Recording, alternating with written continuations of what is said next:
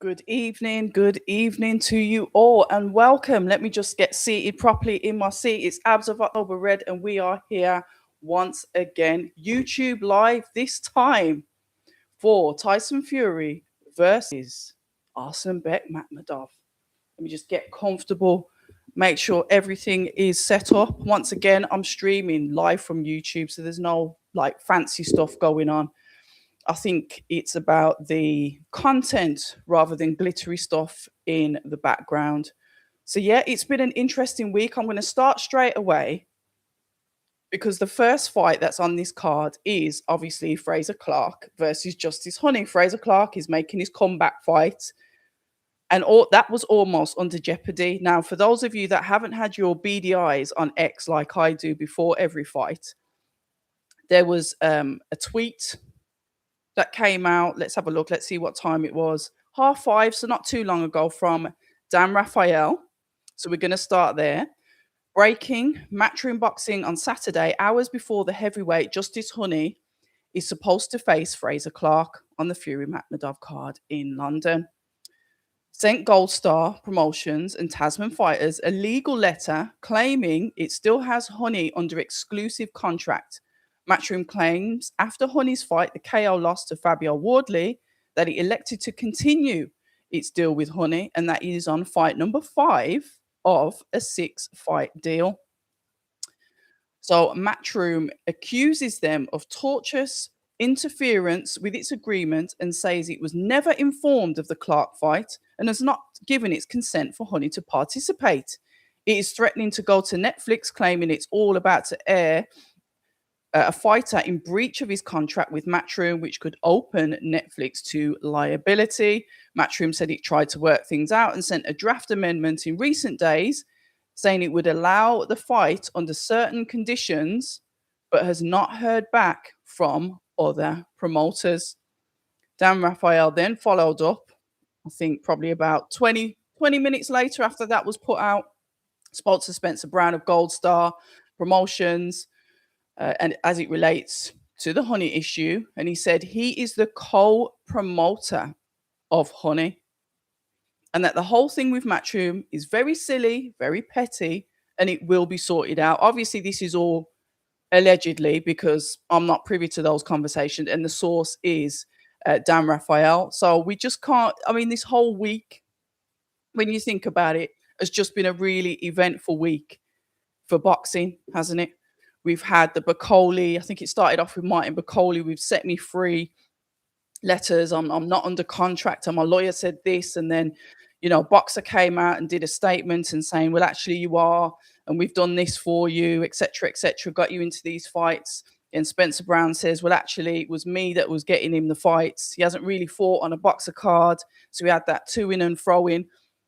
But Ben Shalom said something very interesting in a conversation that I think he had with Stomping Ground. I think it was Oscar Bevis from Stomping Ground, so credit to him.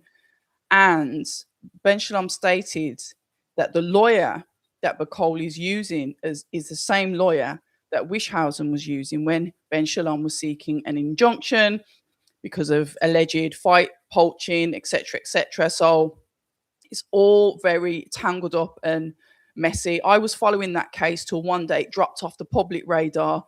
So I think the interim injunction was allowed, and I think they've probably got the full injunction because it went very quiet. And I'm going to presume from that either there was some settlement out of court or the injunction was satisfied, and that was the end of that. But he intimated in that Stomping Ground interview that Martin Bacoli is potentially using the same lawyers as John Wishhausen. So it's proper messy. And then obviously we go into this fight, the fight day, the fight week. And here we are with Matchroom now sending potential legal letters like hours before that fight. And I'm sitting there, I'm thinking, you know what? Okay, contracts are contracts. You've got to think, I spoke to Troy Williamson, who was supposed to have the rematch with Callum Simpson on this card. Callum Simpson injured, whatever, couldn't do the date. Troy Williamson thought it'd be okay to get another fight. And my God, I bet he's kicking himself now because he would have won that fight. Um, but then he was saying that he thought that would have been all right, tried to negotiate, and they said, no, wait and fight Callum Simpson. So he saw it as, you're taking money off me, you're taking food off my table. But then I spoke to Frank Smith from Matchroom, who said, listen, I'm not the best friends with, of Ben. At the end of the day, a contract's a contract and you need to honor it. But then after that, Spencer Brown has come in and said, well, Troy Williams should have been fighting, and et cetera, et cetera. So it's just an absolute mess. A huge card at Tottenham. I do like the card. I do like the fights. At first, I was thinking, okay, Fury McMudov. But then I thought, Fury McMudov. So the undercard's been fine as well, even though I've been skipping that in and out of watching that. You know me, I like to do the last 4 fights because of the amount of time that I'm going to be on here streaming with you guys. So I thought, yeah, it's looking really good. I like the Netflix team, the broadcast team. I like the commentary as well, because with the commentary, they have this sort of energy and they're saying what they see. So they're calling the punches, they're telling you what's happening. So if you're not watching the fight, you can confidently look away and quite happily know what's happening with the fight. And one of the things that I think is perfection, and I'm going to come to the chat in a minute, I'd never ignore the chat, is the fact that they turn the volume on the commentary and they like to listen to the corner. That is so important. So once again, I would like to credit Netflix for their style of the production, the commentary, the setup. They've got like the different presenters, they'll go back to them. They've got ringside, different again, and obviously the commentary team. So it seems like a nice, well-oiled machine. So yeah, production, everything perfect. But everything else hasn't been perfect, and it's just been really, really messy. So welcome to all of you. I'm Abs of October Red. I am here and we are doing a live watch along. Obviously, the first fight is going to be Fraser Clark versus Justice Honey, a fight that I've just mentioned could have been in potential jeopardy, which was quite scary. But apparently we're going to be all right and everything is going to go according to plan. If you are new here, I'll let you know what I do. Sometimes, say, I might drift off from the fight. We end up having conversation. I'm very heavy in the chat, like going backwards and forwards in the chat, because the chat that I have is usually, well, it's exceptionally good. It's full of banter, full of good questions. And I can see that there's one that I need to answer there already. I do like to turn the volume down when they turn the volume down, to go and listen to the corners. I'm very, very keen, I would say, to listen to the advice of the corners. Please feel free to put your predictions in the chat as well, because we can talk about them. I did try and put one up earlier and it failed, because I did try it last week when we did a watch along, and then it just kept on buffering, and then I had to go on my phone, and then it was just a total mess. So like I said, a warm welcome to all of you lot. I think you've got me for a few hours tonight. So I've got my herbal tea there, my peppermint tea, to keep the palate moist.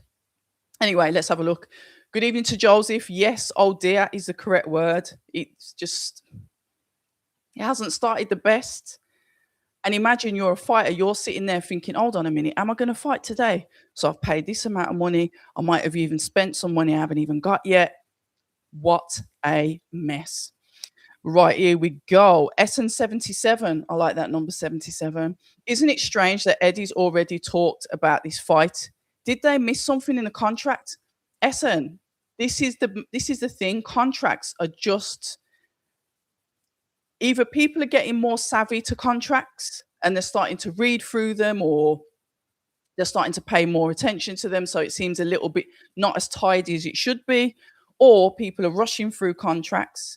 Either one's not writing them up properly, the other person's not reading through them properly. And we've got some, internal naughtiness going on where people are doing backdoor business and they know they shouldn't be doing.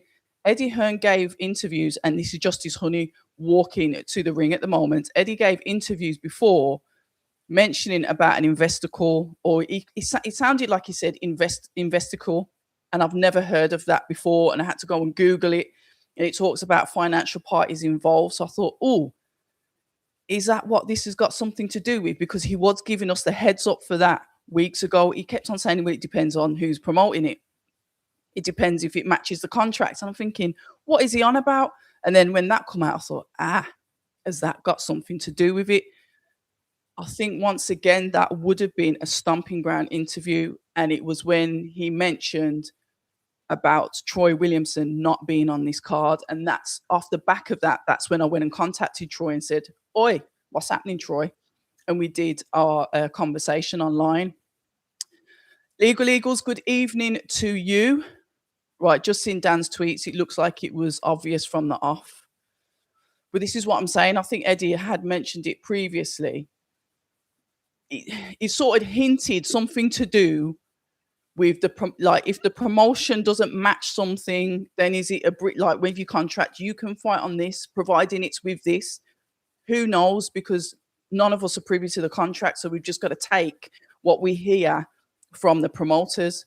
There's Fraser Clark. Some of the predictions, like Seb, shout out to Seb on X.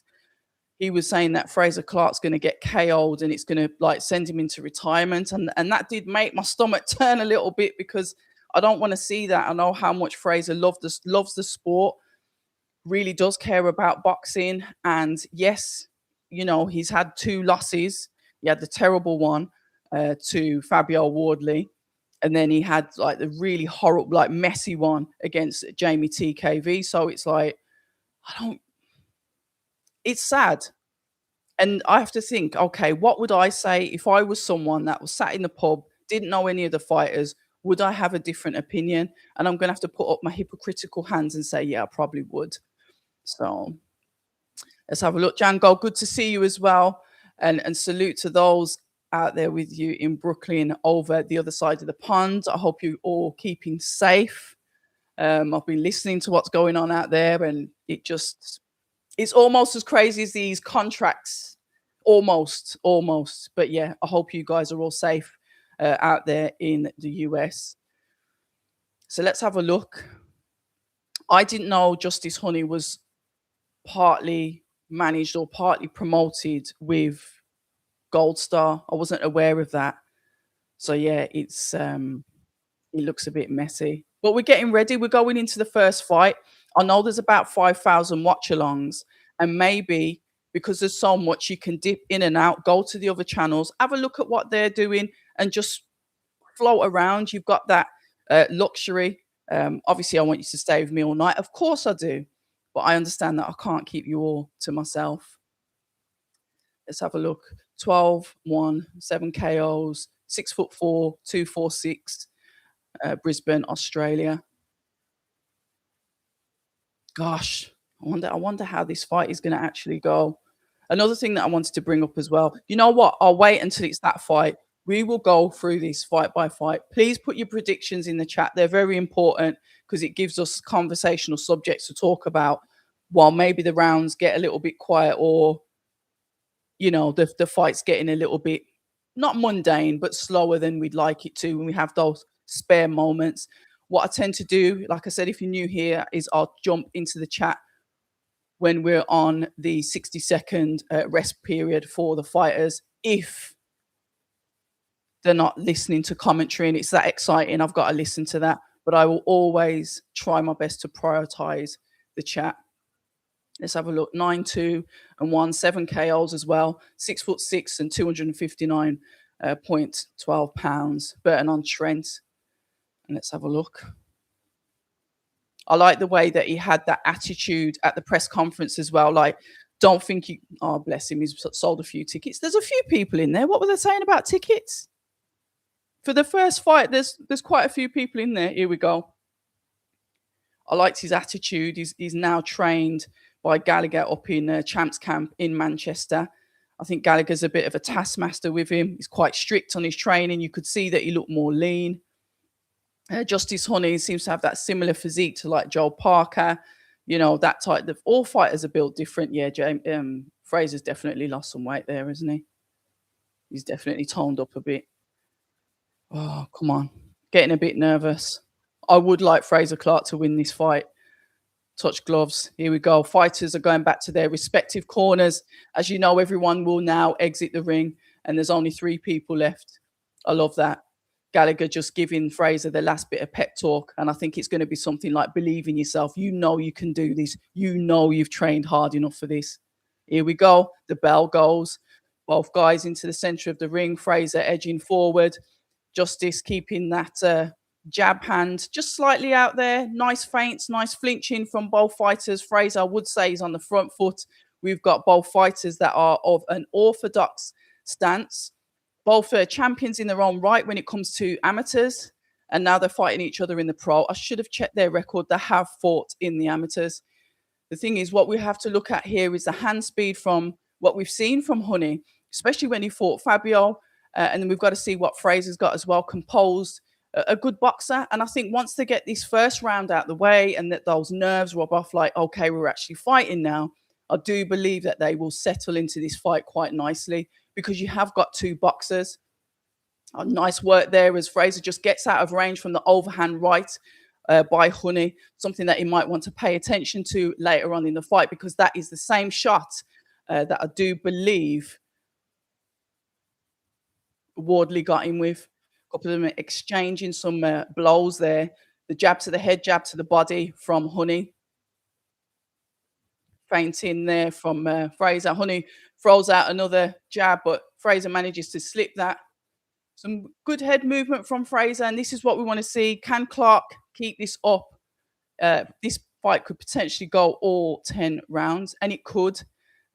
Fraser showed what he can do there with when he's up against it, because we saw that in the first Wardley fight. Obviously, he didn't get the opportunity to do anything in the second fight as he suffered a terrible defeat. Once again, that fast jab to the body, but Clark comes back with his own to the head of Honey. So caught him on the way out there. Nice work, nice hook, whipping hook going in from Fraser. Both fighters looking sharp. Honey trying to get that overhand in. And we have got 1 minute left of these 3-minute rounds. And it is a 10-round fight. Jab comes in from Honey, body shot, and the hook by Clark. A bit of a flick of a jab there from Clark. Nice feinting still from Honey as he gets the jab to the body of Clark. Good boxing match to start off with. Some nice counters coming in from Clark there. Jab coming in from Honey. Another jab in from Honey. But Clark managed to parry that out the way with the two hands, actually. Clark throws a hook, and then Honey goes downstairs to attack the body. One upstairs, one downstairs. Interesting work coming in from the boys. 1-2. Just grazing Honey, not quite in range there as he throws a hook, and this is the work from Clark. I like that feint with the jab there. Wow, Honey caught him. The head went back, but Clark kept on going through that one. That's an absolutely insane comment. Thank you for letting us know that. I hope you empty yourself well.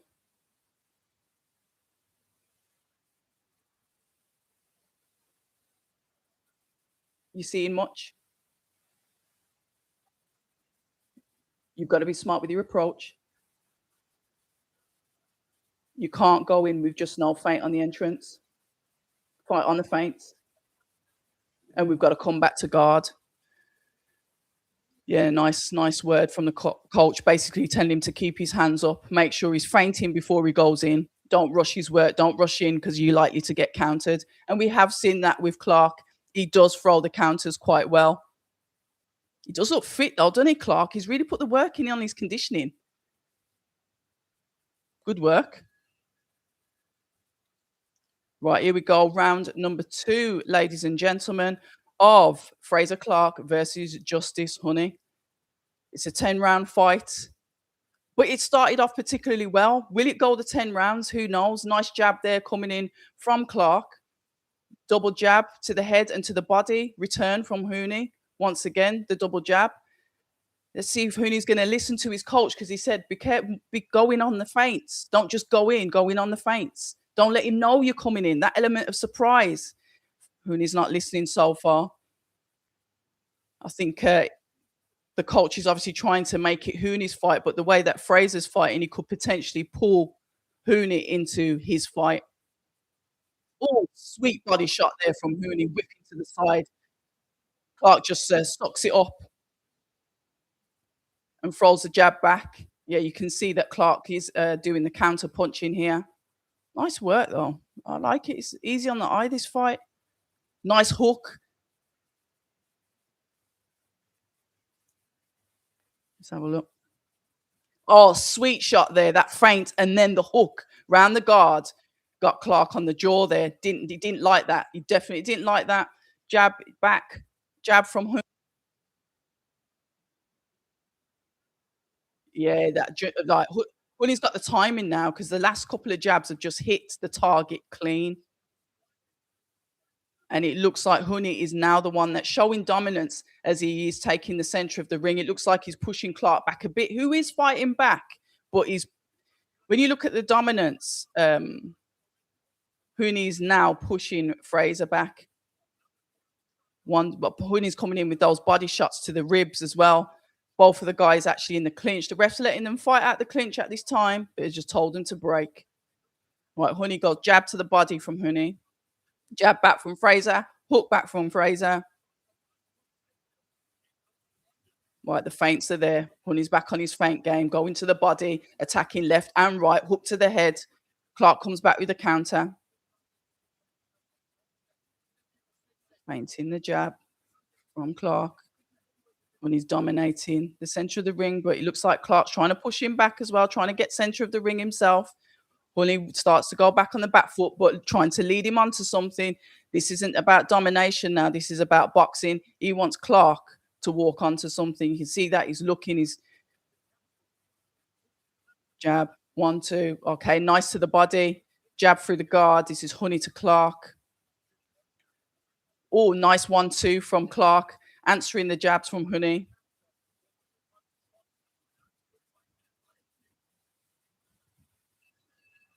Start boxing. That was nice. Nice work on the bell. Let's have a look in the chat. Right, Django says Honey looked efficient. Joey says I'll give Honey this round. Jay Lanks, big up yourself as well. Good to see you. Good to see Raj in the house. It's been a very long time. All good, but nice to see you as well. You man, good to see you. Oh, thank you very much, you man. It's amazing, isn't it? I wasn't on the media list this week, but I still managed to get down there and get some content. So yeah, I'll save that one for another day. Nice to see AJ. Yes, please. Everyone like this. It is. All of this stems from the Undefeated podcast, so we always have to shout them out. If they're doing a watch along, make sure you get over there as well. Make sure you share up the love. You know me, I'm not too greedy. Oh, we've got Anthony Joshua. Okay, fair enough. Here we go. Round number 3. When he starts off going straight to the attack to the body, Clark shells up. I just need that. Right, the jab, sharp jab from Honey. This is the boxing that we saw when he boxed Wardley. But nice counter there. I almost feel like Clark's just got to just sharpen up, just wake up a little bit. Oh, nice 1, 2 there. Potentially a clash of heads as they both walked into each other. Nice work that was from Clark there. That is because he's got that nice 1, 2. I'd like to see him use it more. Both guys in the clinch once again. The ref separates them. 1, 2. I like the way Honey gets those hooks in from behind the guard, but Clark answers him back with his own counters, doing some nice counter punches here, but keeping his own guard up, making sure he's tidy, not lazy with that. Those hands are staying up. There we go, out of range when Honey tries to get in with the jab, with the 1, 2. Clark just jumps slightly out of range, but both guys back in the clinch once again. Ref tells them to break. Right. Oh, sweet uppercut. I think that was from Honey. Uppercut once again from Honey. Nasty. Beautiful work on the inside, but just be mindful of the punches at the back of the head. 1, 2. Clinch. Nice hook on the inside from Honey. Ref separates them once again. Oh, God. Honey just caught him coming in again, but Fraser throws his 1, 2. Is there some blood coming? No, there isn't. I'm starting to make up stories. double jab going on the inside. Both guys in the clinch. Hook, that sweet hook on the inside from Honey. Honey's nasty on the inside. Oh, and he seems like he's got that power as well. That jab, that uppercut, that hook. Now we're seeing this work. We're seeing this work once again from Honey, where he starts to outbox his opponents. Really good boxer. He's so comfortable in there. Now Clark is starting to really look like he's down on the scorecards. And you know me, I'm not judging it because I can't. So I'm going to leave that to you guys in the chat. Yeah, Honey is literally starting to box rings around Clark. And we are in round number 3 of 10. I need to listen to the corner work from Gallagher when Clark goes back in. It's a camera angle so weird. I can't necessarily see. Backhand from Hooney to the head of Clark. Oh, the hook once again as he just whips it into the body of Clark, throws the jab back. Clark tries to move forward, jab, and it's just that 1-2 whip on the body. This is the work from Honey. He's doing some real good work here. Composed, calm, accurate, targeted, 1-2. Beautiful hook, beautiful hooks to the body. And that is the work from Honey.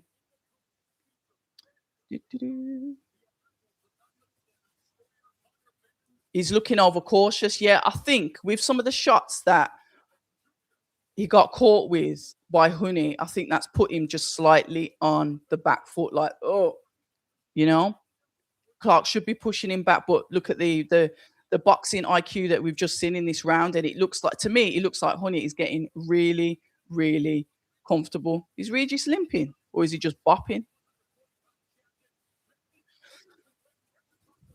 Evening to you as well, Matty. Fury versus Honey and Clark versus MAKHMUDOV tonight would have been a better matchup.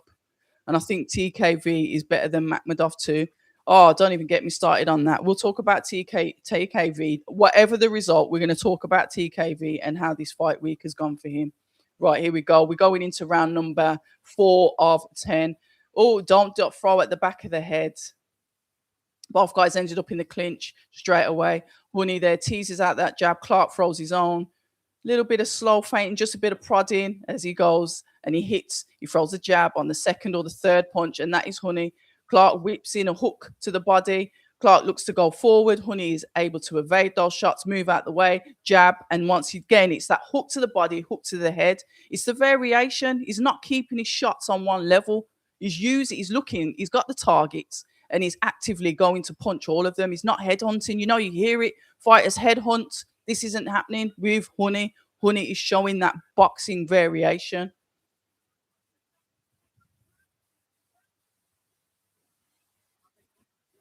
Right, let's have a look. Once again, Honey feinting, jab and the hook to Clark. Clark's got to be able to read that. Just looks like he's slightly leaning into the shots as well. Honey on backed up, but not backed up uncomfortably, but on the back foot. Pushes back out from the ropes. Guard, 1-2 comes in from Clark. Uppercut, body shot from Honey. The hook's coming in on the inside from Honey. Ref asks them to separate. Looks like Clark doesn't really want to burn up too much energy working in the clinch. He just kind of stops. Honey will work in the clinch, but Clark works less, conserving energy, etc. Potentially thinking that this could go to the distance. Nice hook. Sweet uppercut by Clark there, and followed up by a hook. That was nice. There we go. We need more than that. You know what you can do. Wow. Hooks to the head. Uppercuts from Clark. This is some inside heavy work. Yeah, I like this. This is what I want to see. This kind of tempo from Clark. Those vicious, the hooks, the body shots, the uppercuts. This is what he is actually capable of doing, and we're seeing that. I like that. Maybe he was conserving his energy. I'm going to be positive. Come on, Clarky.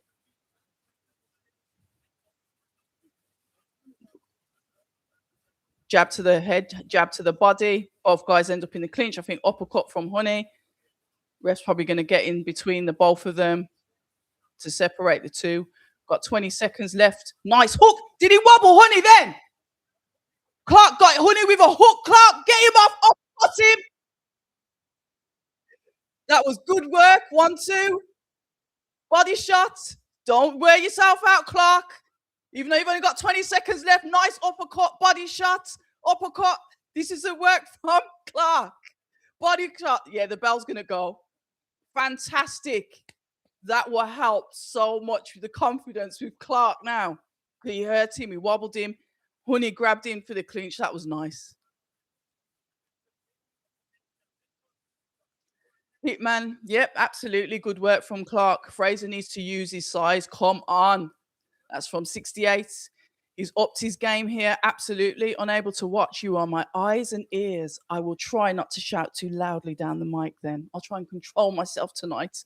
Blimey. Absolutely blimey. That's what we want to see though, don't we? Everyone has written Fraser Clark off for this fight. You know, you saw him at the press conference. You saw how he had that chip on his shoulder, and quite rightly so. Says, I'm not here to make up the numbers. I'm coming here to win. Underestimate me at your own peril. I like that. Right, he said, throw that right hand. He's hurting now. Throw that right hand and uppercut as quick as you can. Yeah, so that's great advice from his corner now. There you go. Get into his head, Gallagher. Uppercut, come on. Don't get sloppy. Nice, beautiful counter jab from Clark. Jab, jab back from Honey. Jab. 1-2. Once again from Clark. Both guys in the clinch. Hook in the clinch from Clark. Get the uppercut in. Oh, you can't. The ref's there. Jab from Honey. Jab once again from Honey. Jab from Clark. The hook. Doing what his coach told him.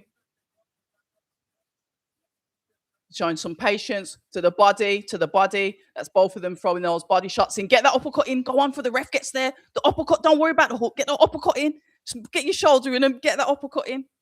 Ref separates the two. Sorry, not telling you what's happening, telling you what I want to happen. Body shot from Clark. Backhand from Honey. The uppercut coming in from Honey. 1-2 from Honey. Nice powerful shot there, but Clark rolled that quite well. I think, like I said, I just need to see more variation from Clark. Don't just headhunt all the way through it. But I think his confidence has definitely grown from that last round. I'd say that he clearly won that one. The jab and the jab countering each other. First from Clark, and the counter comes in from Honey. Clark is on the front foot, Honey on the back foot, but not uncomfortable unless he's still, I don't know, is he still hurt from the other round? We've got, what, 1 minute 14 seconds left in round number 5 of this 10-round fight. Overhand there, just avoided from Clark. The jab once again. We've got some nice head movement, body movement as well. As there you go. There's the uppercut from Clark, and that was the shot that he kept on hitting Wardley with. It was the uppercut and the hook, and he just kept on doing it. He couldn't miss with it. That was really good in that first fight. I'm on about the first fight, as you know. Uppercut coming in from Honey, body shot coming in from Honey. 1-2, body shot coming in from Honey. Both guys in the clinch. The hook and the uppercut, the work from Honey inside the clinch is really good. I need Clark to switch back on. We've got 26 seconds. Is he just going to try and win the last 30 seconds of each round? Yeah, Clark's been a little bit slower this round. Was that a low blow? I think that was a low blow. Just below. Just below. Ref had a word with him. Asking if Clark's all right. What's he said? Clark says he's all right to continue. Probably just needed to have a breather. I did see the blow. Right, that's a nice counter there, because as Honey went for that body shot, as he slightly leans to the side, Fraser was able to get him with the jab. Just throws him slightly off balance. Okay, round number 5 done. Let's get back to this chat. Django says, yep, well done. Clark being smart. 68, yep, that's better. Fraser looks much better than his last fight, yep. Yeah, I definitely agree with you there. I'm just happy I mean, the fight's not over yet. We've still got another 5 rounds left. So let me shut my mouth. But it's nice to see Fraser show people that he ain't finished. Django, thanks, Abs, for your coverage. Um, oh, does he? I don't mind. I actually don't mind any of the Netflix stuff. Don't leave the right hand out there.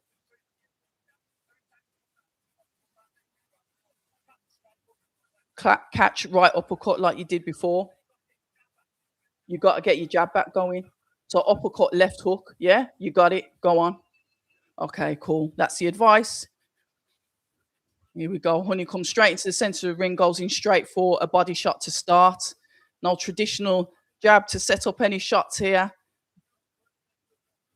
Got really fast hands, Honey has. Clark sort of like plods forward, but Honey's the one that's getting the work off the counter. Hook, but he missed. Throwing back at Honey. David Hayes got it 47-48 to Honey. I ain't scoring. Nice jab there. Nice jab once again, and that's the work of Clark. Jab to the body by Honey. This is nice inside work. Double jab comes in from Honey. Like double jab backhand from Clark, but just misses on that double jab, but goes in for the backhand. I think Honey like just blocked it with his own shot.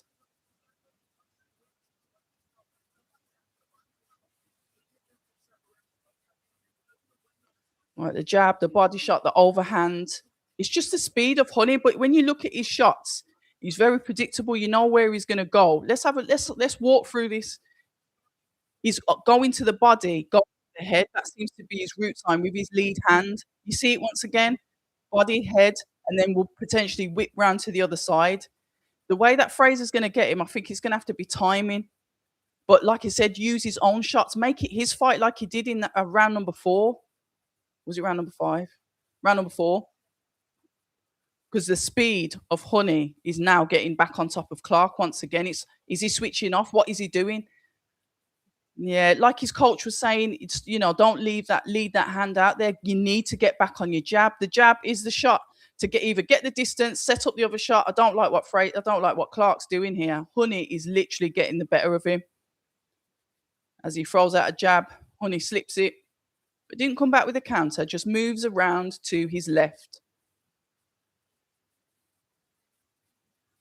Once that screw shot right between the guards and then the body shot, and that is the work by Honey. Once again, coming back with a hook to the head once again. Clark just blocks it by just keeping that arm out, tries to throw his own, but Honey's able to slip the shots. Both of the guys get separated by the ref. 1-2 coming in from Clark. Good. Once you're in the inside, just literally that shoulder, just ram that uppercut in. The ref separates the two. Uppercut, hook. Jab, 1-2. Body shot from Clark. That was a 1-2 in the body shot. Gosh, these rounds are going quick, aren't they? Got the last 10 seconds. Body shot, jab, jab. Oh, like nice. When Fraser's got his pinned up, Honey comes back with his counters, the overhand. Oh, Honey looks a bit tired as he walks back to the corner. This is a good fight. I'm happy with that. Let's have a look. Fraser. Anyway, Fraser needs to get in closer. You think the stadium's empty? Maybe I saw it from a different point of view. It looked all right to me. Fraser had a really good round, and then I don't know. Did he seem like he was overthinking things? Was he pausing too much? His tightness of his guard. He didn't look that sharp. Was he? I don't know. A bit disheartened because he didn't manage to stop Honey straight away. I thought that would have really given him a boost.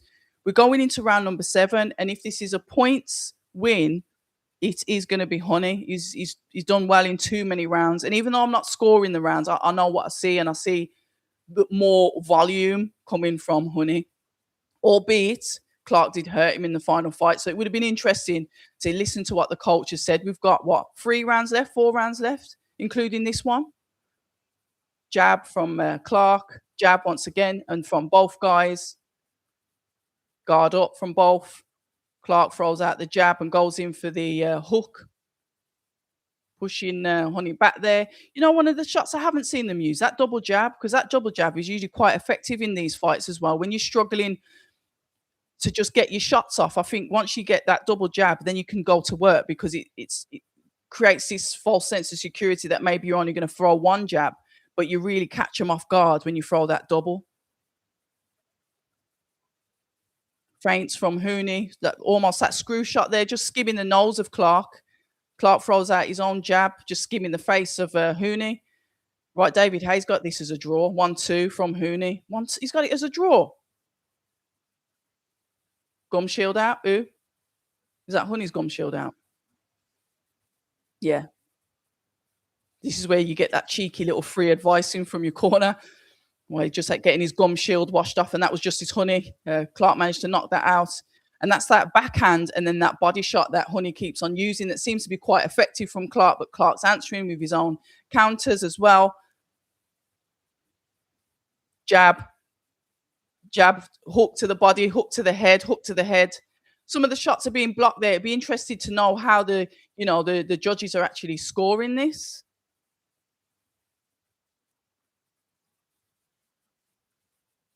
Is gum shield out again? Oh, right. 1, 2, 3, 1, 2. That's the work from Clark to start off with. And we're talking about the body shots as well. 1, 2 to the head, the body shot, the body shot. Honey trying to push Clark back, uppercuts on the inside. Clark really needs to utilize that.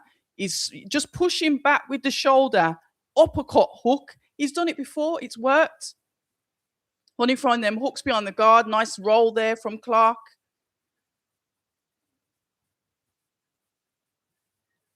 Guys are in the clinch. The ref tells them to break. Feint jab. Nice that. Nice that. That was a double feint jab from Clark, and then he whipped it round the side of Honey's left-hand side to the body. 1, 2. Clark tries to counter back, misses. 1, 2. And that's it. Beautiful work there. Fraser, 1, 2, steps back. So any counters are not going to catch him. Nice work. But just trying to get on that inside, get comfortable on that inside.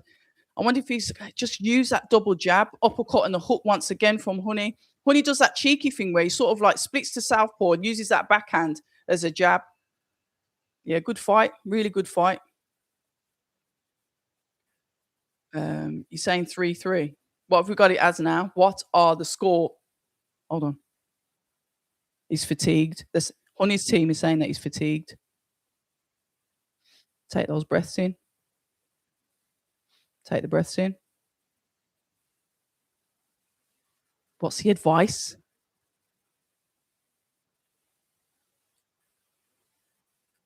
You've got to be smart. You're giving him too much time and you're letting him get off. You've got to be smart. We can't allow him to get off. You're giving him too much time. You've got to sit on his chest, basically. Don't let him set his feet. Basically sit on his chest. Do you see what I mean? Especially about that like double jab when you push him back, because you give him no choice, do you? Good advice. So basically he's just got to stay on his chest. Let's see how this goes. He starts out 1, 2, 3, 4. 1 counter comes back from Clark. 2 body shots from Clark. Clark on the front foot, Honey on the back foot. Body shots, 1, 2, ended with a body shot from Clark, the jab from Honey.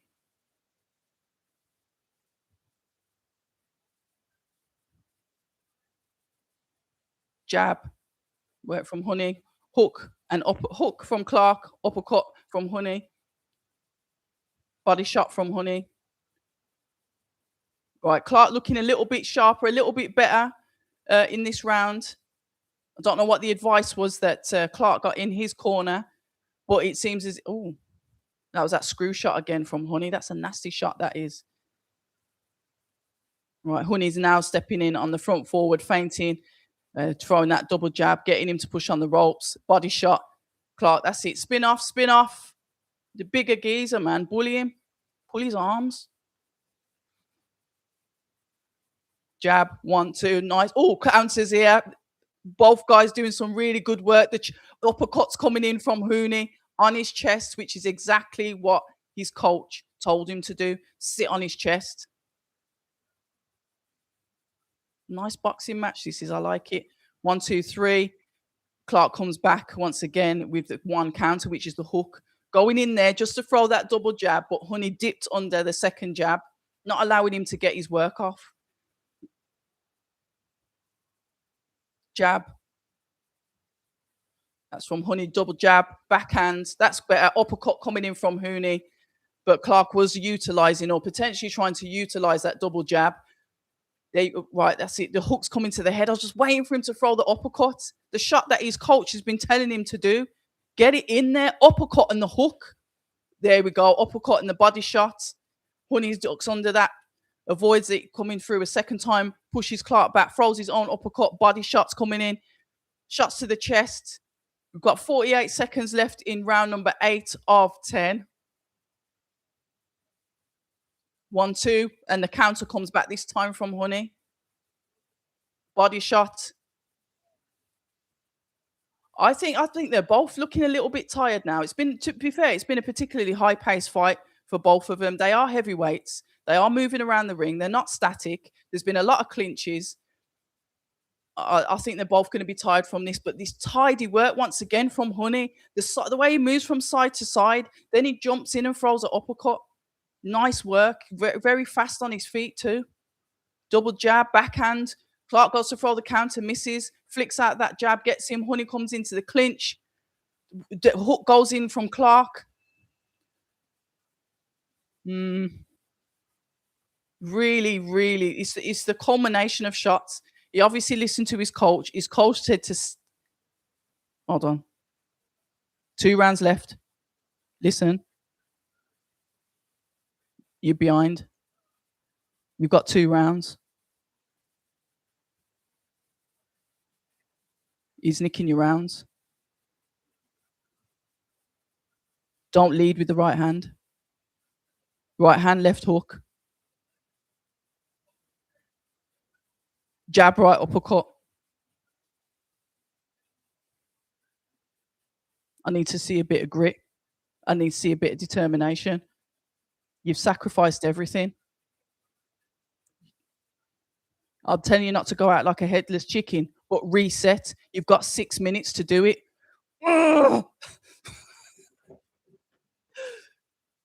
Oh, this sport. Honey once again comes straight out and goes in for the body shots once again in the clinch. The hook coming in from Honey. 1, 2. And this is both of them throwing the shots at the same time. 1, 2, 3. Clark to the body, to the hook. He's telling him to dig deep. Don't go out there like a headless chicken, but dig deep. Right? David still got this. David Hayes got this as a draw. Guys, let me know what you're thinking in the chat because I don't know where we are. And this is round number 9 of 10. Good work from both of them going into the body. Clark coming in with the hooks. Uppercut coming in from Honey. Ref separates the 2. 1, 2. Hook. Backhand. Jab. Uppercut from Clark.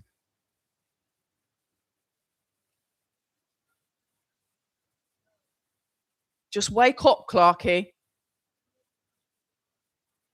Is this like self-belief? What is this?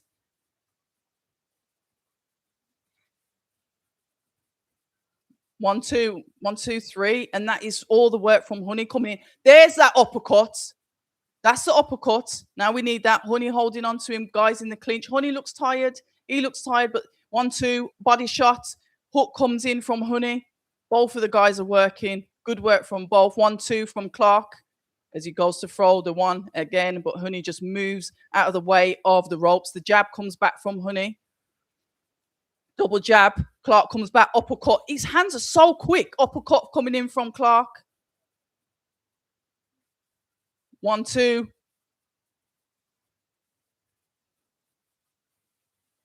This is good work, man. What a bloody good fight this is. 1, 2. Hook. Backhand counter coming in. Sorry, the hook coming from Clark. 1, 2 from Clark. Uppercut. Both guys are in the clinch. Clark has touched him up though, because his face is all like battered and bruised when he went into the corner. Clark like lunges at him, then throws that 1-2, kind of like lunging into him. See, you've got that perfect opportunity. Just dip in and throw the uppercut. I think the uppercut's my favourite shot, you know, because it just looks devastating on camera, and it 1-2. Clark just pouring out the jab back at him. 1-2. That nice 1-2 there from Honey. But he threw the backhand first. When is he natural southpaw? He throws the backhand first and comes back with the jab like it's the backhand, but it isn't because he's in an orthodox stance. He's done that a couple of times. 1-2. That was a normal orthodox phrase. Clark throws back there. But you know what? Clark looks a lot fitter than he did in his last fight. Hold on.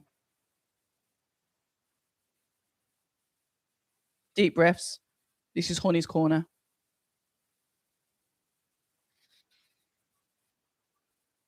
Focus on me.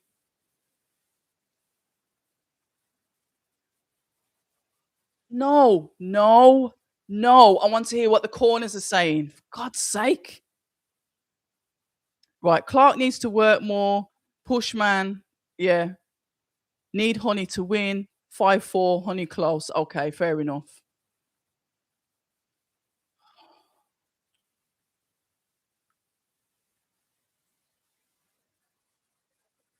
Don't forget the uppercut. Keep tight. Big uppercut. You got 3 minutes to save your career. Flipping heck. I think I'd just pass out. You've got 3 minutes to save your career. Round number 10 of 10. Let's go. Right, let's have a look at this. This is it. This is do or die. Why am I nervous? Backhand, body shot, hook. Jab comes back from Clark. Clark putting that head movement in. moving better this. Literally throwing with confidence, coming forward. 1-2. Honey gets him once again with that backhand. 1-2. Overhand. Jab, hooks. This is the work coming in from Justice Honey to Fraser Clark.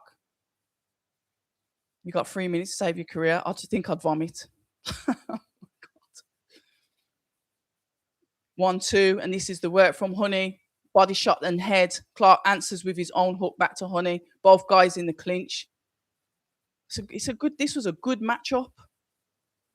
Could we see a rematch of this? 1-2. Hook, beautiful hook there from Clark. 1-2. Come on. Oh, the hook comes back in from Honey. Ref shouting for them to break. Right, we've got 1 minute 48 seconds left. Oh, I don't know. I think Honey's got it, you know. 1-2 from Clark. Some nice movement there from Honey. Makes Fraser miss. 1-2 to the body. Honey with the jab. That backhand once again. He goes to like southpaw and flicks out that backhand like it's a jab. Double jab. Elbows. Clinch.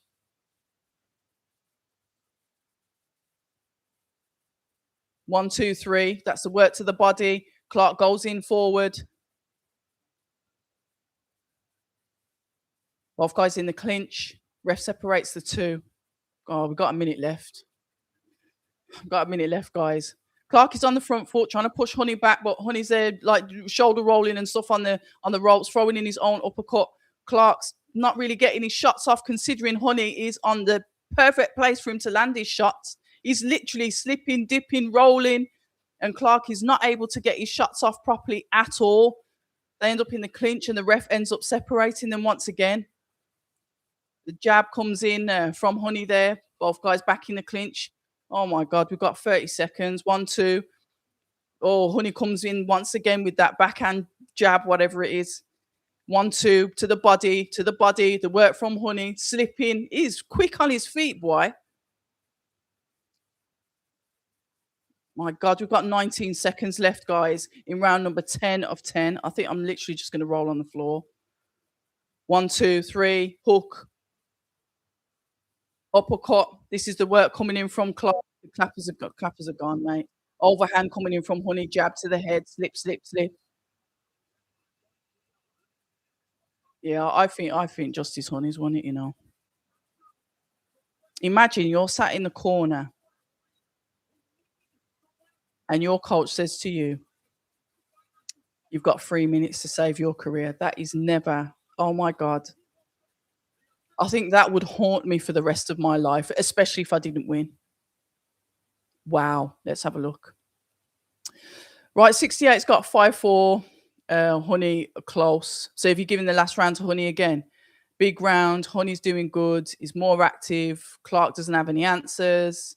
Yeah, he's saying well done to Honey. And I hope they don't rob Honey. I don't think they will, because they've got a foot in the door with him.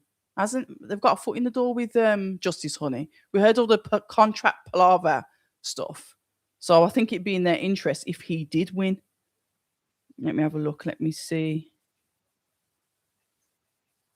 All right. Guys are telling me what bets they're putting on because I have no clue on how to bet on this. Right, here we go. Hi, Chris. How you doing? Good to see you as well. So, but sorry, where are my manners? I keep doing this. I was that engrossed in this fight.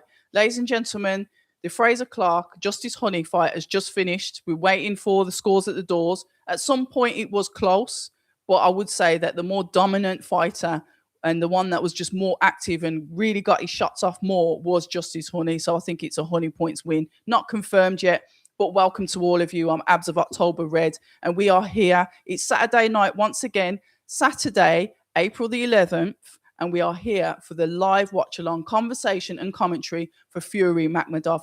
There is no footage. It's just me waffling on and going in and out the chat. So if you haven't been here before, stay for a bit. Hit the like button, subscribe, all that corny stuff I've got to tell you. And if you've come back, I'm grateful to see you again. You know what it is. Oh, we're going to get scores at the doors.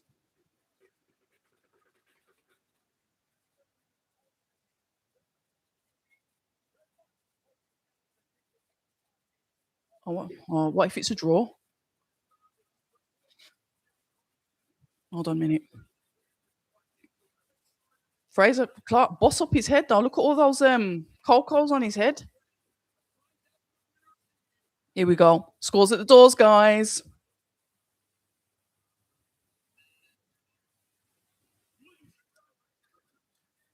Ten rounds. Here we go, guys. McCann. 95. 95.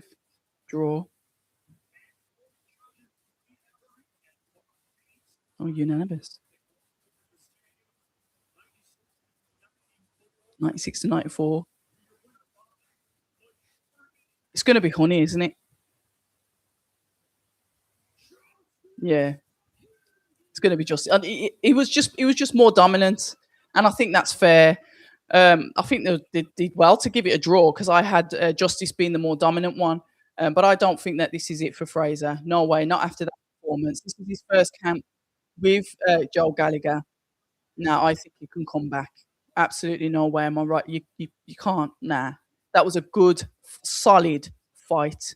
I think I agree with one of you in the chat that said that it seemed like Clark didn't have any like answers. His coach was telling him to do certain things, but he, for whatever reason, he either just didn't listen or just couldn't seem to get the shots off. But yeah, I'd say Honey's definitely a deserved win, even though he got his face peppered. Right, let's have a look. So UK hometown decision would be nice, but it is 6-4 for Honey for me, which matches a card, didn't it? That final round won it for Honey for me. I've got money on Honey, Madonna's ex, Ben and Fury. Fair enough. You lot and your betting. Iffy said, good evening, Iffy. I hope they don't rob him. British boxing judges' bias is real. Not tonight. Not tonight. So, yeah, you had the same scorecard as Hey. Foxy's saying, sadly, that's it for Clark now. Honey should get the... Yeah, I think sadly that's it, as in he's lost the fight, but I don't think he should retire. Anyhow, Clark wins, I'll be fuming. Obviously, it didn't happen. So if he's saying 2 rounds max for Clark, Honey took it easy, to be honest. Clark won 3 rounds max. Hayes on some mess. David, innit? 96, 94 win for and Justice, good win. Fraser is live. Yeah. No shame at all. Yeah, I think he can easily come back. That judge said it was a draw, needs sacking. You know what? If he They've got to throw it. It's been controversial all week, Iffy. They're definitely going to throw in some controversy with the judging. Wait till we get to Fury McMurdough if that goes to points. Ah! So 95-95. Mr. Flash said they tried to rob Honey, but it was dominant enough. The judges had no choice. Legal Eagles, yes, the right boxer won. Good fight by Fraser. You can switch it up, and he couldn't switch it up, and that's why Honey won. I don't think Clark's career is not over. Definitely not over. I think that would be after that performance. No. How does October Red feel about her boyfriend, Madonna's ex, coming? I told you we divorced a while ago, and I get on well with um, Jamie TKV as well. So even when I spoke to Jamie on the Thursday, I said to Jamie, "I've got no horse in this race. You do know how it goes. I'll be happy if either of you win, and I'll be equally as sad if either of you lose. So I've got no horse in this race. I've sat this one out." When you think about the fight, when you break the fight down itself, um, Richard Riatpaw, when you look at boxing, he doesn't like, oh my gosh, yeah, like you just saw with Clark and that really good boxing IQ, slipping counters, whatever. You saw that. Richard is not that fighter, but he's calculated. He conserves energy with his shots. But I'd say 99% of the time when he gets you, you're not getting back up. You're going to get knocked down. It's going to be a TKO. It's going to be a KO. The key for that is you got to box and move. Box and move. You got to be quick. You got to see him coming. You've got to be able to navigate the fight, because if he sees one weakness in you, he's going to come. He's going to come and get you. I've watched Riatpaw spar for years. I've gone to his old gym where he was, and I've watched his sparring. He's extremely good at waiting for opportunities. In a similar way to Wilder, but to me, he's got a better boxer than Wilder, in my opinion. Please feel free to slate me in the comments. But there is a way to beat him. That is the fight that is coming up next that I'm really looking forward to. Both guys are really nice, but TKV can box.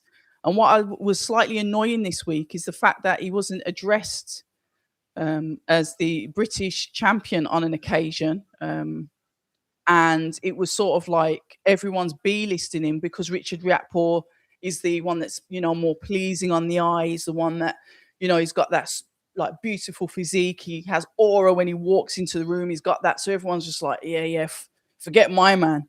And he's been B-listed. And that was the only thing that I didn't like, because I thought it was unfair. If someone's the champion, listen, I'm not saying, and I haven't said that Jamie TKV is going to win and keep this belt. I don't know. So even if his reign is short, show him the respect that he's deserved, because he won the belt fair and square. It wasn't a dodgy decision. It wasn't a robbery. He won the belt. So give him his flowers. That's all I'm saying. I'm not saying he's going to be that guy and he's going to win, because I don't know. But please show the man some respect, man. That's the only thing I didn't like. Let me have a look. I'm having a look at the chat. Always one judge on the payroll. Good evening to you. Chill out. Yeah, that's it for Clark now in terms of not winning. I'm not having that. Richard Riatpaw, aka October Red's crush. Nah, we just had good chemistry on camera. Carl Froch is so annoying. Is he? I don't find Carl Froch annoying. I think he's quite funny. Clark can fight at English level, in my opinion. Your boxing crush, and that's the hitman, is Sandy Ryan. Yes, we know that. We used to see your comments under her tweets. Mr. Flash, next fight is 50-50. TKV got the skill, but Richard can crack. Thank you. That's what I'm saying. When he smells blood, he's going for it. I've seen him in sparring. Yeah. You really, yeah. Oh, I'm getting nervous now. I hate how Netflix muted out the copyright, isn't it, for walkout music? To be fair, I only listen to the Omen one. Oh no, that was on YouTube. So Chris Welsh says, my predictions were Honey, Riatpaw, Ben, and Fury for tonight. I wouldn't know if Sandy Ryan was single, and if she's not broadcasted her relationship status online, I wouldn't be on here gossiping about it. That is one thing I don't do. If I'm going to say something about you, I'll say it to your face, not behind your back. Here we go. The guys are there in the ring. Billy Nelson in the ring by Richard's side. I think he's had him, what, for 3 fights now? 3 fights, I think he's had him for. Billy Nelson, a coach, a former fighter that's not afraid to speak for his fighters as well. He'll stand tall. That's a nice Adidas robe, that is. Billy Nelson, not afraid to speak up for his fighters. Once again, good evening and welcome to you. Whether you're watching this live or you're watching it on a playback, I'm Abs of October Red. We are going into fight number 2 of 4 on this main card. We have got the current reigning and defending British heavyweight champion, Jamie TKV, who is going up against the hard hitter, the demolisher, Richard Riatpaw. This is the fight that's happening now. It's conversation and commentary. Please keep the chat going. I will get into the chat when they're on their 60-second respite in between rounds. I'm grateful for all of you here tonight. There's loads of other watch-alongs, so please feel free to dip in and out. Go and see what's out there. See what flavor you like. But I think most of you will come back to me in the end. That's what usually happens. But yeah, we are just about to get ready. Ajit Kabayel ringside. God, I'm getting nervous. It's a stadium fight, and you've got to be warm. The last time, I think, when Riatpaw had his stadium fight against Chris Billam-Smith, I don't think he was warm. He was wrapped up. He had all the towels on him. Just because it's a stadium, just because we think it's getting warm. No, it's not. It's the UK. It's freezing. Here we go.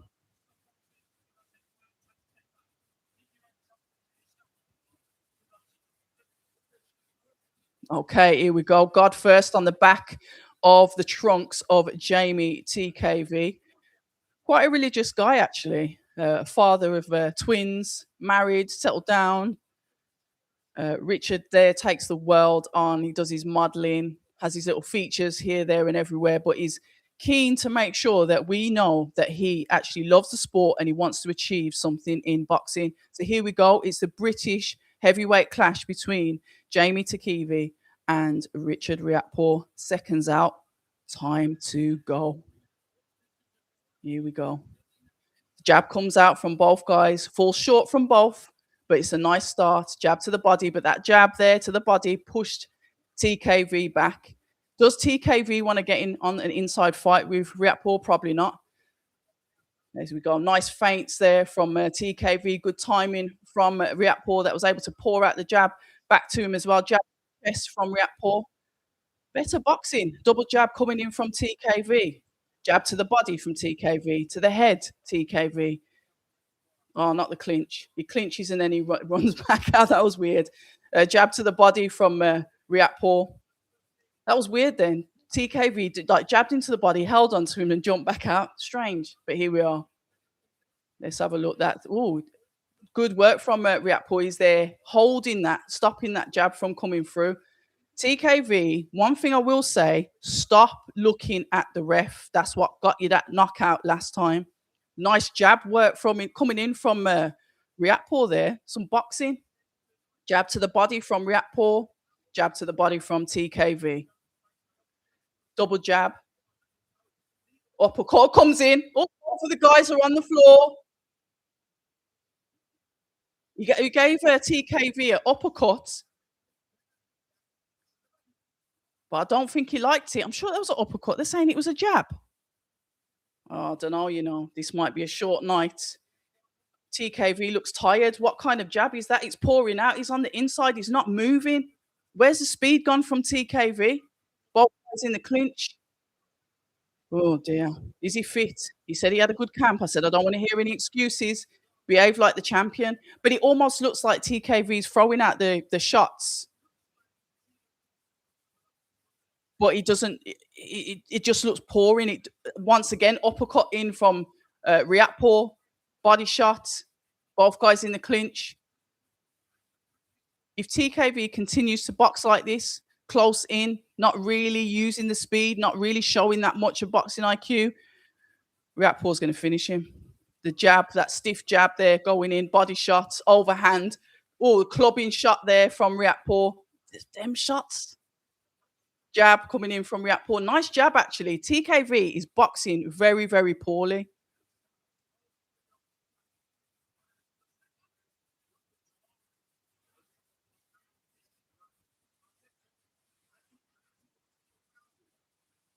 One, two. That's work coming in from TKV. Both guys in the clinch. I suppose you've got to make it as messy as you possibly can.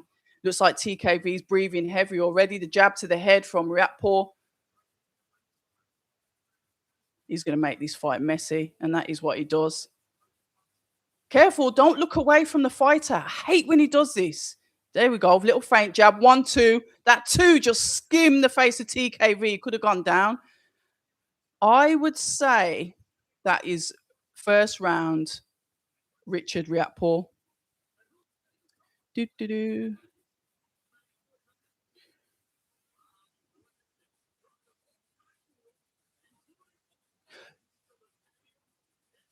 Let's have a look in the chat. Right, TKV, let's have a look. Evening. Oh gosh, I've missed so much. Right, TKV, no mug, great boxer, got no movement, while Riatpaw has movement and is built as a heavyweight. Good evening, Red. All three X-Fight Talk Live Musketeers are doing a watch along. This is like choosing between ackee and saltfish. I'll choose a fish though. It's got more flavor. TKV, better boxing IQ. He just needs to stay disciplined. That uppercut was, it was an uppercut. Who said it was a jab? That uppercut got him. Yeah, come on. Right, here we go. Round number 2. TKV's got he's got to go on like he wants to win this belt, because look, that jab, lovely jab coming in there from Riatpaw. Jab once again, uppercut, uppercut. This is the work from Riatpaw. Jab once again. Yeah, Riatpaw's looking like the stronger, turning his back. Face is blood up already. TKV. Riatpaw's broken his face already. Jab. Jab. Stiff jab from Riatpaw there. He is making this his fight. The contender is making this his fight. Once again, the jab, and it's round that guard. Body shot coming in from TKV. His face is battered already. Jab, that jab is just keep on hitting that nose. This is the work coming in from Richard Riatpaw. Jab, feint. I'm not really seeing that much boxing IQ from TKV here, if I'm honest. And he seems slow as well. Riatpaw seems to be the faster fighter, getting that jab to the body. Comfortable, doesn't seem to be letting out any energy as well. With those muscles that can drain oxygen. I think it's Jamie TKV trying to smother the work of Riatpaw, making it as messy as he can to smother it. He's going to have a word in it, yeah. I don't blame him. TKV is making this fight messy. Riatpaw's actually the cleaner boxer here.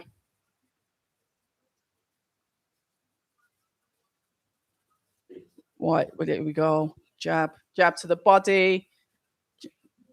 Jab to the, there we go. Inside work from TKV to the body. TKV is fighting a bit naughty here. Stop turning your back, TKV. Jab once again. Feint. Jab to the body. Backhand to the head. Uppercut. Shot. This is the work coming back from Richard Riatpaw. Now he's gone back to doing what he does. He uses that jab as like a rangefinder, but there you go. Straight back into it. Double jab. Don't turn your back, TKV. We're only in round number 2 of 12. TKV is bleeding.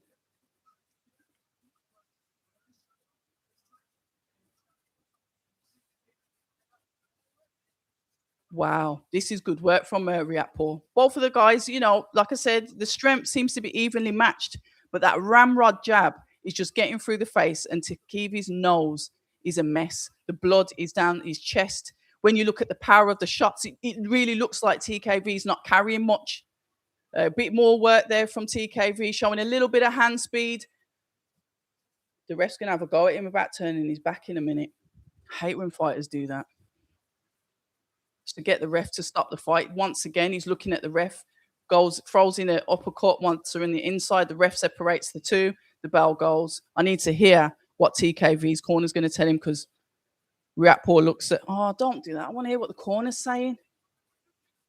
Oh, for God's sake. Who wants to talk before a fight? If I'm getting ready to box, I'm not talking to no one. I'll be like, get out of my changing room. Right, anyway. Da, da, da, da, da. Do, do, do, do, do. Do, do, do. Right. Ready for Richard Riatpaw, South London versus North London. South to win in KO by 6.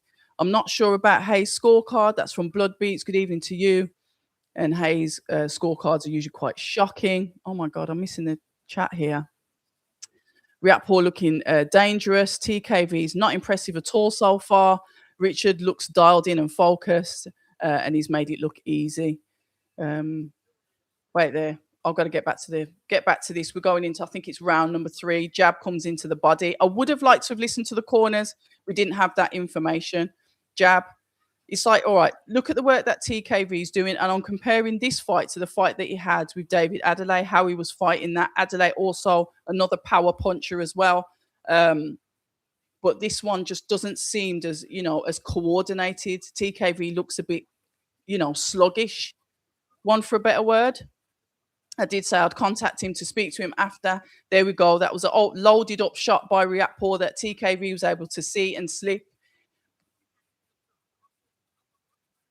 Oh my God, the backhand just went into TKV again. And he grabs him and once again turns his back on him. So he has to get away from the ref.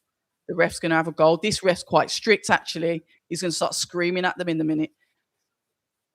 They were saying that this could potentially be the fight on the night. I'd say the first fight is definitely doing it for me. If we look at the styles and how they gel, I think TKV is making this very messy. Riatpaw's trying to be succinct and calculated. The 1-2 goes in to TKV. We know he's tough. So TKV is just going to try and tire him out by getting him into the clinch, slowing down the punches. Here we go. I think the coach is not the coach. The ref's going to have a go. He says, stop holding him. You can end up getting a point taken off. He's already down on the scorecard. We've got blood coming from the mouth of TKV. Also, 1 minute and 35 seconds. Maybe they're both being told. Look at the size of Riatpaw's back. He's like Abomination out of Hulk. Right, here we go. Jab to the body from TKV after a feint to the head by TKV. 1-2 from TKV. Jab once again. That backhand from Rich, but TKV was able to move out of the way. As he throws the jab and pushes into it, the ref separates the two after having a chat with them about it.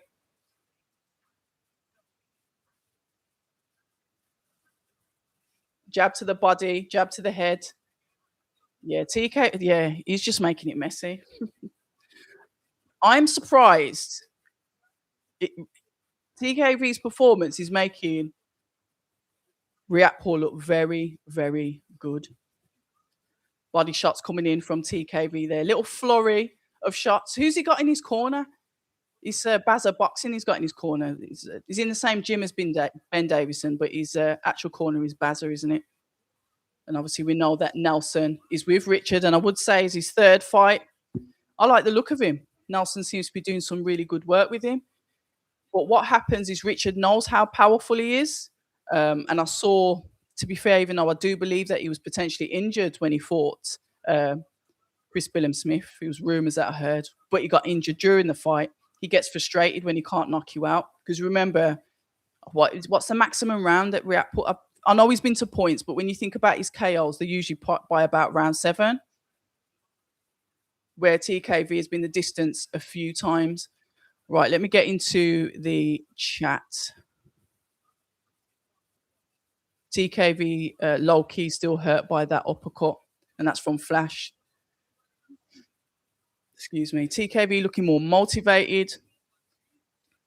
TKV looking weak and overwhelmed. The moment of fighting in this backyard, has got to TKV. I think the same thing happened with Riatpaw as well. Let's have a look. Flash, I agree. Richard outboxing TKV. Never thought I'd see the day. Hold on.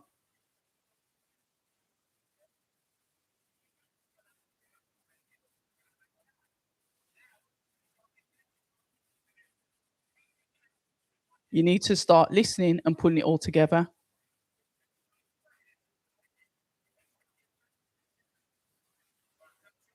Relax and discipline.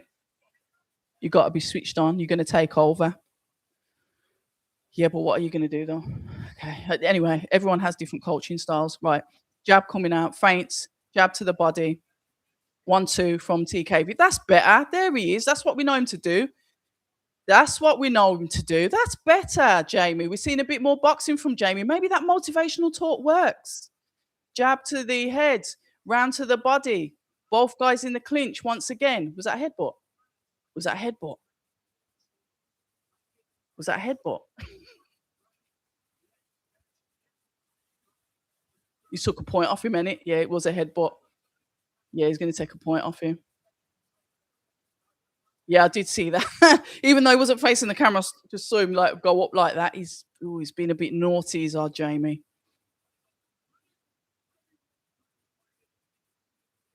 There you go.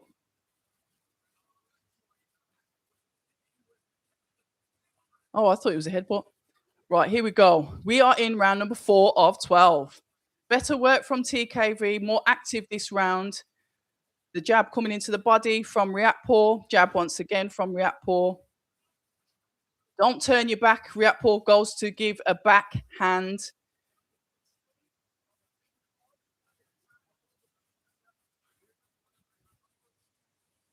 Oh, 1-2. Sweet 1-2 there from Riatpaw.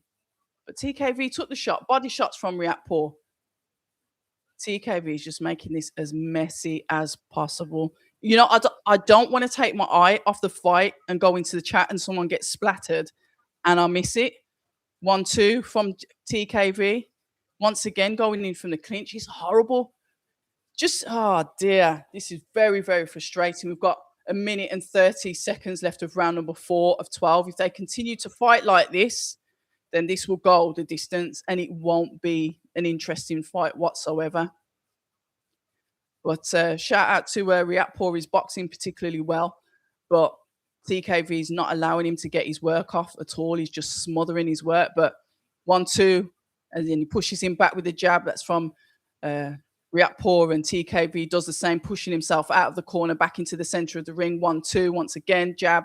This is the work from TKV to the head, to the body, feinting, just moving those feet out slightly. A little bit of feints as well. A little bit, this better work, TKV. Better work. We've got 48 seconds left in round number 4 of 12. Usually I say, oh, this fight's going really quick. No, it isn't. Body shots coming in round the side from Riatpaw as he pushes TKV off in the clinch. 1-2 from Riatpaw, pushes him off. He's not letting him get that clinch off now. He's literally pushing him off every time he gets into the clinch. Uppercut comes in from TKV in the clinch as the ref separates the two. Feints. 1-2 from Riatpaw to the body of TKV. Goes to throw a hook. TKV slips under it. The backhand comes in once again. TKV holds it. Once again, guys in the clinch, but this time it looks like Riatpaw's clinching. 7 seconds left, guys. Jab from both of them.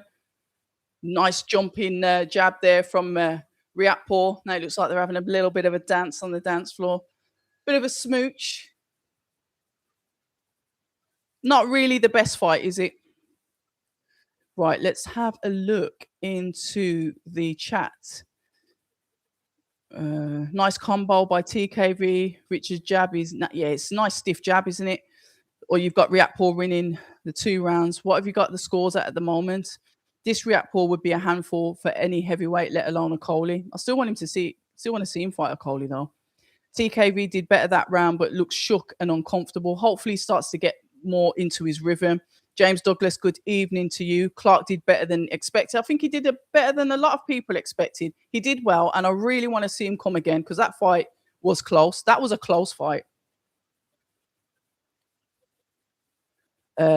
Naked right hand now, Richard is getting disrespectful. TKV is disappointing. I don't mind the clinching, but he should be working more in the clinch. Absolutely, Al. I agree with you totally. Hold on, I've got to get back to this now. Jab to the body by TKV. That's a bit nice head movement. Jab to the body. Do you not think that looks like nice 1-2? Riatpaw tries to counter back. Nice stiff jab from TKV. Riatpaw using that jab hand to potentially push TKV back. He goes 1-2 over it. Nice jab, then once again from Riatpaw, which is how he started off, where he's able to catch TKV, but he should be able to see those jabs coming and slip them and offer a counter. Ref separates the two once again. Jab to the body. Riatpaw misses in his counter. Nice feints from TKV there. 1-2. That's better. Faster work. All you've got to do, if you think about it, all right, I can't knock him out. Whoa! TKV's down, discombobulated. He ain't getting back from that. He ain't getting back from that. That was a nasty, nasty shot. He's discombobulated. He don't know what day it is. Riatpaw's going to go for him now. This is what Riatpaw does. Gets the shot, knows he's got you, then he's going to destroy you. Look at TKV's legs. Belt's gone, mate. He's going to get him. TKV is going to hold on for dear life. Probably start complaining to the ref. But he's got 1 minute, 38 seconds left in round number 5 of 12. TKV got literally underhand, clinches him, holding on for dear life. This is, watch him. Riatpaw is going to go for the kill now. For the kill. That overhand, that's what he does. Backs you up into a corner, goes for the overhand. He's uppercut, overhand. TKV's dragging him. Riatpaw throws him onto the floor. He's going to try and get some time. I told you, once he smells the blood, he's going to go for it. This is it. This is going to finish this round. There's no way he gets through this round. What a fight. Round number 5 of 12. Ref separates the two. 1-2. Oh, overhand once again. Jab once again. TKV's hands are down. Overhand once again.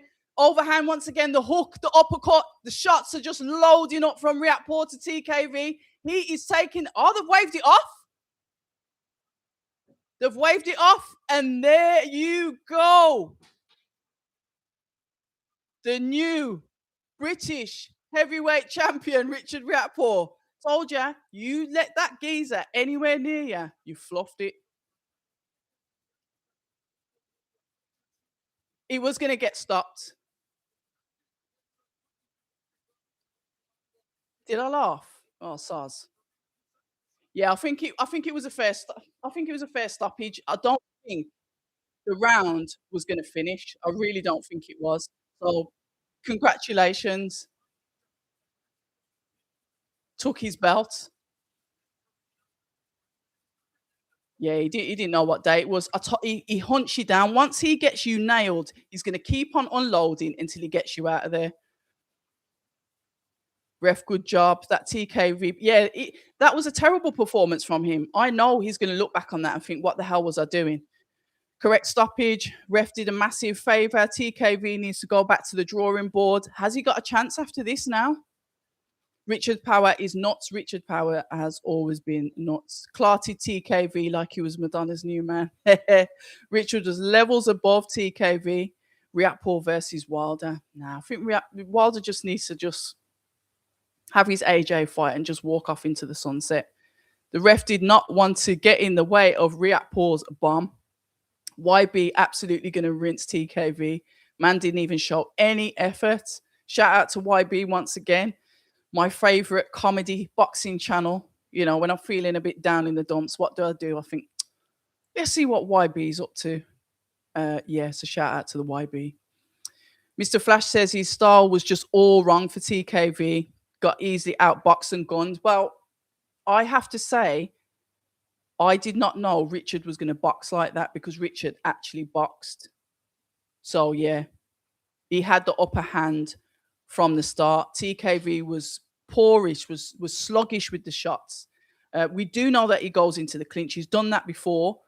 But like I said, Richard waits. He doesn't throw as many, but he just waits for that opportunity. Like I said, similar to Wilder. And then when he knows he's got, yeah, the younger Wilder, by the way, he'll just go for it.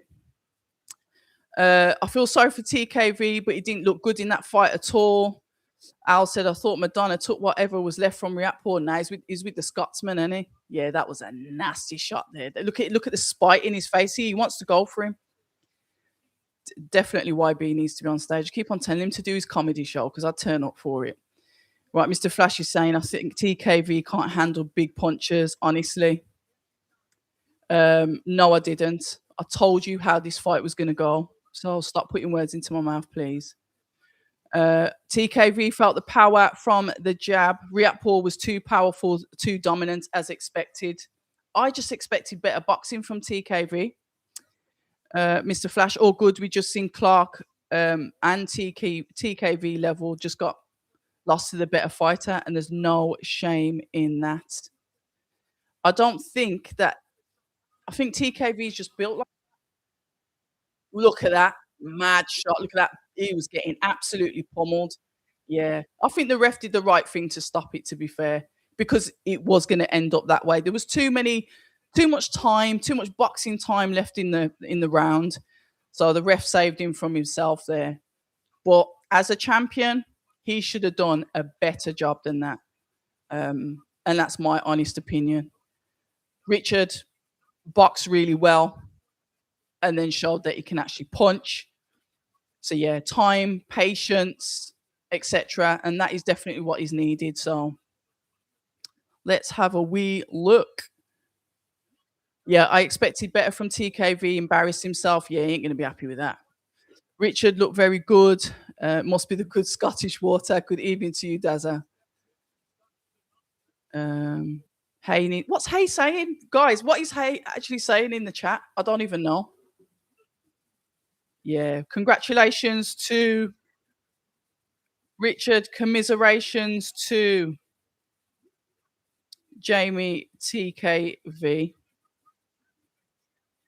He took the belt off him. And that is what you're supposed to do. When you're the champion, you've got to fit. That's what I said to him. I did say it to him in his interview. I said, he's coming to take that belt off you. Do you know what I mean? And that's exactly what he did. And I did say to Richard, because I spoke to him, but the sound messed up on his interview. So I couldn't put it out. And I said, you've been a cruiserweight British champion before. Now you're going to potentially do the same at heavyweight. So we did discuss this because he's already been a cruiserweight British champion, hasn't he? So congratulations. It's a problem. And I think this was his real test. That's exactly what I said to Jamie. That's exactly what I said to Richard. This is the first real test at heavyweight. So now he's in the mix. Now, he's gone away, started at British level. So let's see who's going to take him on.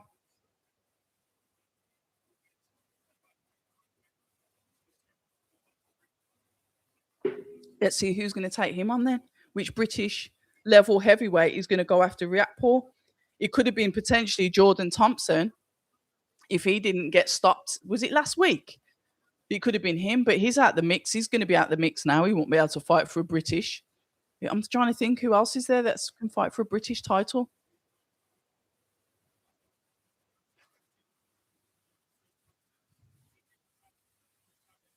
Let's have a look. Yeah, lost in his city. Yeah, shame that is. Hay said premature stoppage. Did he? Oh no, it was coming. You knew that he was getting pummeled. And apologies for my unprofessionalism when I laughed at Richard ragging him around the place. Sometimes my heart shows, even though I try and be professional. Oh yes, I've just seen a comment that's made me smile. Absolutely 100% Adelaide versus Riatpaw. Sign me up now. Tweet that, Chris. Tweet that. That needs to be tweeted. Yeah, absolutely. Adelaide versus Riatpaw. Yeah.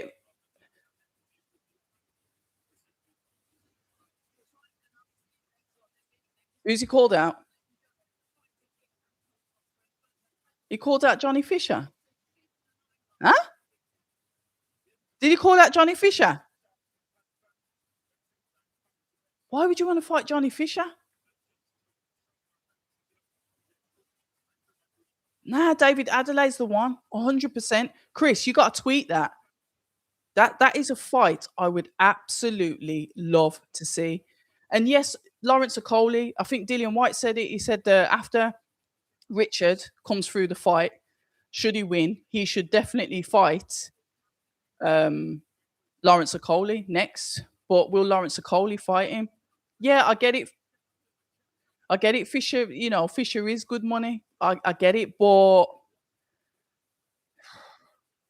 well, to be fair, TKV was going to fight Fisher, wasn't he? Business sense, yeah, it probably does. Does match business sense, I'd say so. Right. I don't know what a Coley does after the Yoka fight if he wins that. He should win it. He should win Tony Yoka. He should. I imagine. Let's have a look. Adelaide versus Riatpaw for me, both big punchers. Absolutely 100%. Yeah, it was Chris Welsh that says David Adelaide. He did it classily, saying both Fishers wanted the British champ status, so he wants to give them a chance. Fair enough. And when you think about it, it's good money. It's a money fight. And TKV was support. No, he's supposed to fight Dave Allen. He was supposed to fight Dave Allen, wasn't he? Or was it Johnny Fisher? It was Johnny Fisher or Dave Allen, or it might have been both. So you can kind of like allow that. Richard wants Fisher for the easy win and payday, and I can't hate the hustle. But if that fight happened, Fisher is getting ice in 3 rounds. Itama versus Okoli. Them lot don't want to fight him. Blood beats, October, Ade, base beats, all on live. Hard to spread the love. I said to you, you've got to spread it. You've got to spread it around like you love us all. I think it's easy to spread the love when you really care. So you go and show a bit of love everywhere else, and then, I don't know, come back to me for dessert afters at the end. Who knows? Ghost Dragon, I love that name. Hi, good evening to you as well. So if you've just joined us, I'm Abs of October Red. Welcome to the channel. It's Saturday night, so that means conversation and commentary. There is no footage, and we are here tonight for Fury versus MAKHMUDOV. No belts on the line, but it's a headline on the ring card, courtesy of Riyadh Season, aired on Netflix. Just your basic subscription, no extra cost. And that's what I love about it. I also think Netflix have got a great production team. I like the way that they do stuff. I like the way that they flip from different host to host, so it keeps it fresh. Great work by Netflix. But you can't see any of that, not from where I am, but from where you are. You should be able to. We've watched 2 fights so far. We started this live at 7 p.m. and the first fight was Fraser Clark versus Justice Honey. Justice Honey got the win on points. It was a good fight, an enjoyable fight, a nice boxing match. Fraser just needed to dig that little bit deeper, and I know he'll be kicking himself tomorrow morning. But whoever says he's finished, he's not finished, and I'm positive he can come again. Listen, I'm not really that much of a fan of rematches, but I wouldn't say no to a rematch. Let me know what you think in the comments.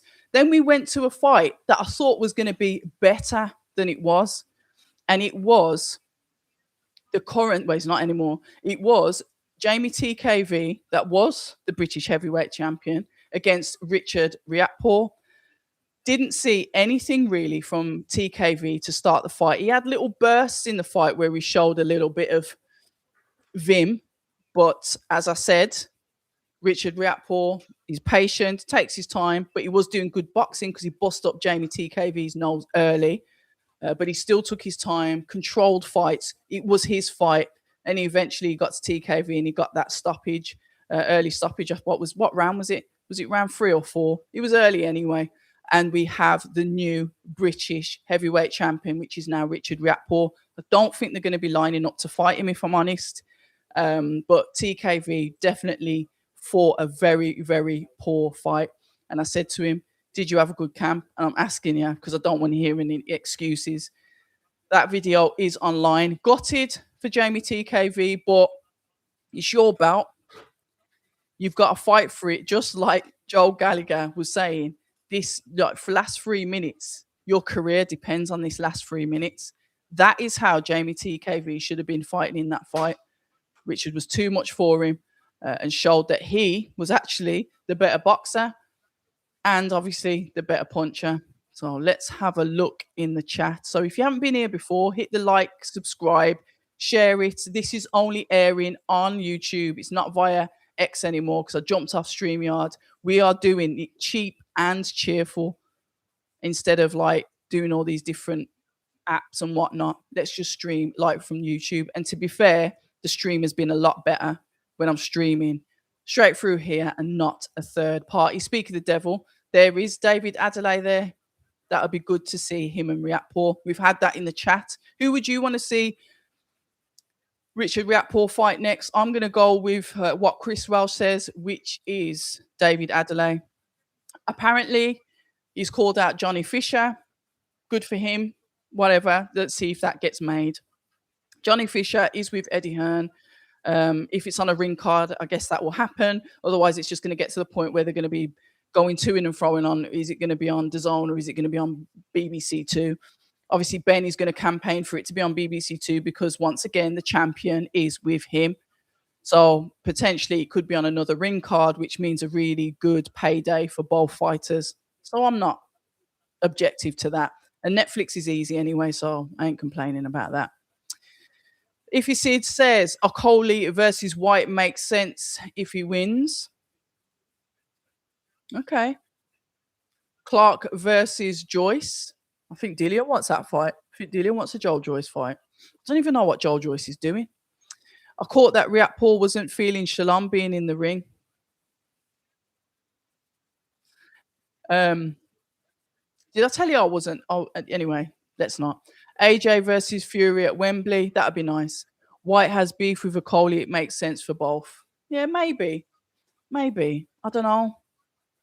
I said to Dillian, you know, after the Moses Atama fight, is he sure that he still wants to carry on? You know? So I don't know. I don't know. I'd rather see like Dillian fight maybe Joseph Parker, maybe Wilder, and then just call it a day. But that's just my opinion. But I don't really want to see him in the ring with Okoli, to be honest. Right, let's have a look. AJ versus Fury. White has beef with Okoli. Yep. Clark versus Zhang. I would have Zhang up just up a level. I don't know. I don't know if I like that fight, Ricky. I don't know. I don't know. You got let me know what you think in the comments. You've got to put it in there. I want Honey to face Ruiz next. That's not a bad shout either. White versus Wilder. Yeah, I think because that's the fight that should have happened all them years ago when he said he was waiting 5,000 years for the WBC. And remember when he was on IFL with Coogan, he was saying, look, he's froze me out, blah, blah, this and that. So, yeah, that was interesting. Yeah, I did like this fight. Let me just catch up and see what is happening on X. Is there any new news coming out? Da-da-da. Chris A on Twitter has just put all winnings from the national on the midnight train. Okay, that's paid off. I'll just reply back to that tweet. That's paid off. Let's see if there's any news on there. What are your thoughts as well, guys? On obviously the Conor Ben stuff, you know, is here. He's with Zoffa. Zoffa seemed to have an interest in this card as well. I think there's two fighters on there. The one that fought on the prelims and this one as a Zoffa fighter. So I'm interested to know what you think. Let's have a look. Of course, Derek Chisora's there.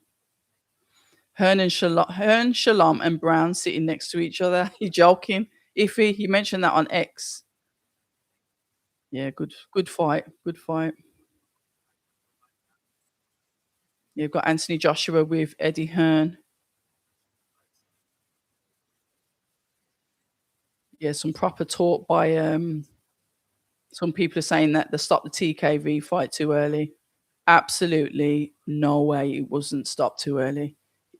Jamie TKV was going to go down. There was no way. That's not a bad. Chris, you're good at these. Clark versus Thompson. Yeah, I'll take that. You need to start putting these out on X. And I would say don't put Clark in with Zhang either. Definitely not. I don't think that's a good idea at all. Let's have a look. AJ not fighting on DAZN again. Looks like he's on Netflix and Ring Card. With who? Who's he going to be fighting? Right, Fact TV says Ben is a snide. Yeah, he was further up in the chat. I can't remember. I've gone for, hold on. Yeah, Chris says Zhang stops Clark. Let me have a look further up in the chat. 1 second. Ricky said Clark versus Zhang. I don't think that's a good fight. I think Zhang's, even though Zhang's like, you know, he's disappeared, hasn't he? He seemed to be like a Riyadh poster boy at one point, until obviously he lost to Ajit Kabayel. Yeah, it's boxing is up in the air at the moment. And when you think about it, and I know they say belts are best and all of that, fair enough. British title fight. Clark and Honey wasn't any title. We've just had the British. Ben and Regis Progra, not a belt. Fury and MAKHMUDOV, not a belt. Now, us, we watch boxing. Are the belts really important to you, to us as fans, or is it who fights who? That is the question that I've got. What is important, to see your fighters go up against some competition, or does it have to be a belt on the line? Because we're all watching this and there's only one belt on the line, which was the British. So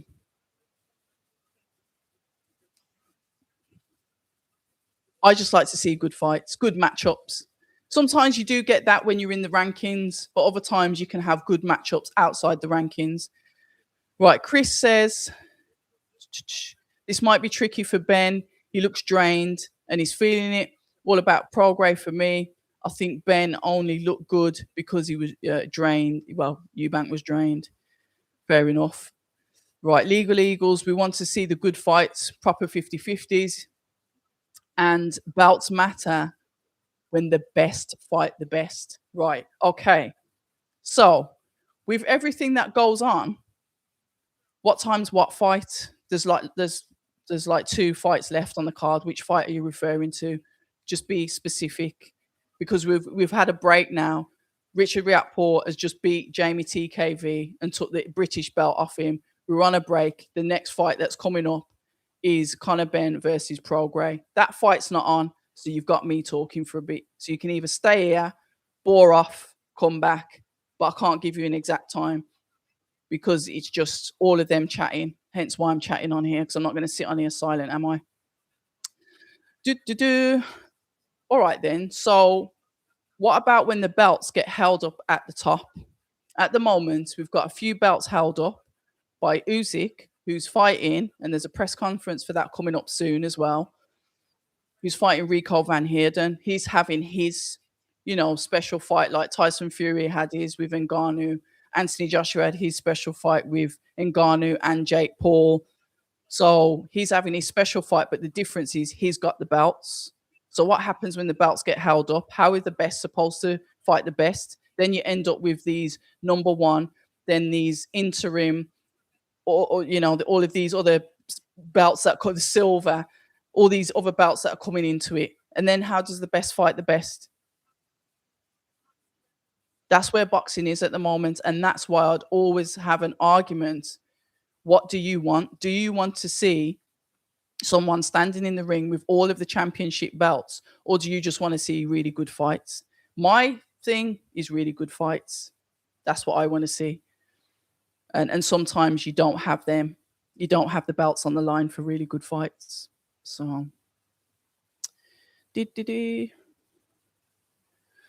so mix of both. Reason this event didn't sell out quick compared to others. So you're saying that's potentially because there's no belts. Fair enough. Chris is saying Joyce is finished for me. I don't see anyone for him to face. I don't even know if he's still boxing, to be fair. I don't know. Fury and what's his name is a 50-50. Look, Fury's been out the ring for 16, and it's Arslanbek Makhmudov. Fury's been out the ring for 16 months. Fury's pedigree compared to Arslanbek Makhmudov would suggest it's potentially, what is it, 85-15? But the more the fight comes in, I don't know if it's little mind games, little Jedi mind tricks. You're thinking, okay, so Fury's had that amount of time out. Arslanbek looked really good in his last fight. Is Fury going to be able to box rings around him because Arslanbek's slow? What happens if Arslanbek catches him and then the odds start to change? Would I say it's a 50-50? No, I expect Fury to win. Is it Fury versus Makhmudov that sold this card? No, it's the other fights that are on there. And probably more people have bought tickets on this. And you can see from the comments on the social media that people have bought, want to watch this because they want to see Conor Benn lose. So the eyes are going to be more or less on this to see Conor Benn lose. I don't want Conor Benn to lose. I want him to win. But I have got my own opinion, which I've did a live on, of him just like dipping off to another promoter and sending Eddie Hearn a Dear John letter.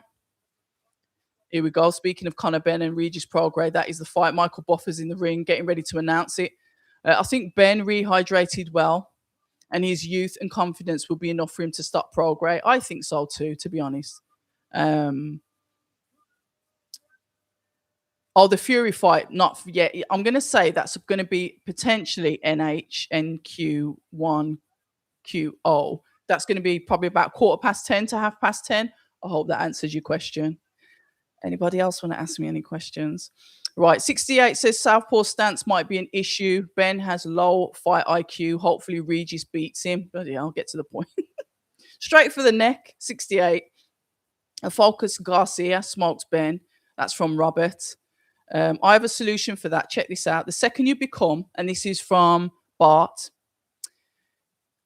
the second you become undisputed, the belts explode outwards and you get to keep the one you like the most and go again. Done. Solve the issue. But it doesn't work like that. It just doesn't work like that, does it?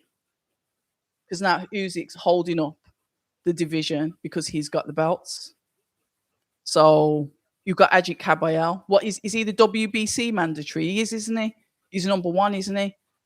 So what's happening with Ajit Kabayel? He was supposed to have the Bukoli fight as his little, I don't know, what he might call as a warm-up, getting in there ready to fight Alexander Usyk, and now he's having to sit it out. So number one, he's lost money. Number two, he's got to sit out and wait for results that, I don't know, depending on what happens with Usyk. Is he going to be able to fight in autumn when Frank Warren said that, you know, he should be ready to fight in autumn? This is when it becomes a problem. So if there were no belts involved, and this is just my opinion, so don't shoot me down. Well, you can if you want, because I don't mind, actually. Everyone's got an opinion. Then it was just the best fighting the best, then we wouldn't have a problem, would we? We wouldn't be saying, oh, he's holding up the belts, or because you wouldn't care, would you? Well, yeah, you stay over there and fight who you want then. We're going to get these guys to fight. But that's me, and I'm controversial. We have so many fights coming up. We can let Usyk have this one fight. Fair enough, but it just depends what happens after that fight, because he's got to have that fight. Then is he going to have some respite? When is he going to go back into camp for his next fight? That's the problem. And then you've got all of these heavyweights in a queue waiting for him. It's not about him having, letting him just have the one fight. Is the current undisputed. He's handed one of the belts off. Fabio's got it. But it holds up the division. And this is what we don't like. Look at us screaming on the internet about Wilder keeping the WBC belt for 5,000 years and just fighting the same people over and over again, or whatever he was doing to keep it. We had mouth for that. Where's that same energy? The belt should be in the mix. So the best can fight the best. But listen, that's just my opinion. I've only been studying the sport proper hard for the past 5-6 years. So I don't know the ins and outs of it. Before I was just watching it, seeing who was getting floored and who wasn't. But now I actually study it. And obviously the business side of it. Oh my gosh. Buffer's voice. Sorry. Please forgive me. No worries, NH. Usyk is the oldest out of all of them, and somehow it feels like he's the one that's aging them all. Well, you know, he's He's seriously skilled, seriously talented. He is the undisputed, well, obviously now unified because he's given one of the belts up.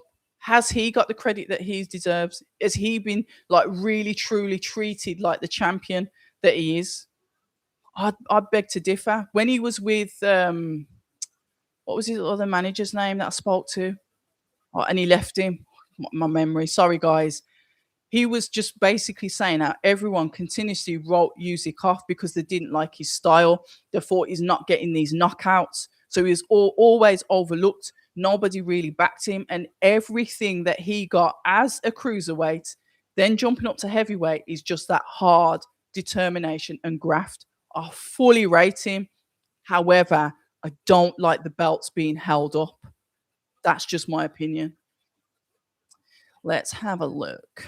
Regis took Catrell's Wing Walk tune. Although I played these ones then.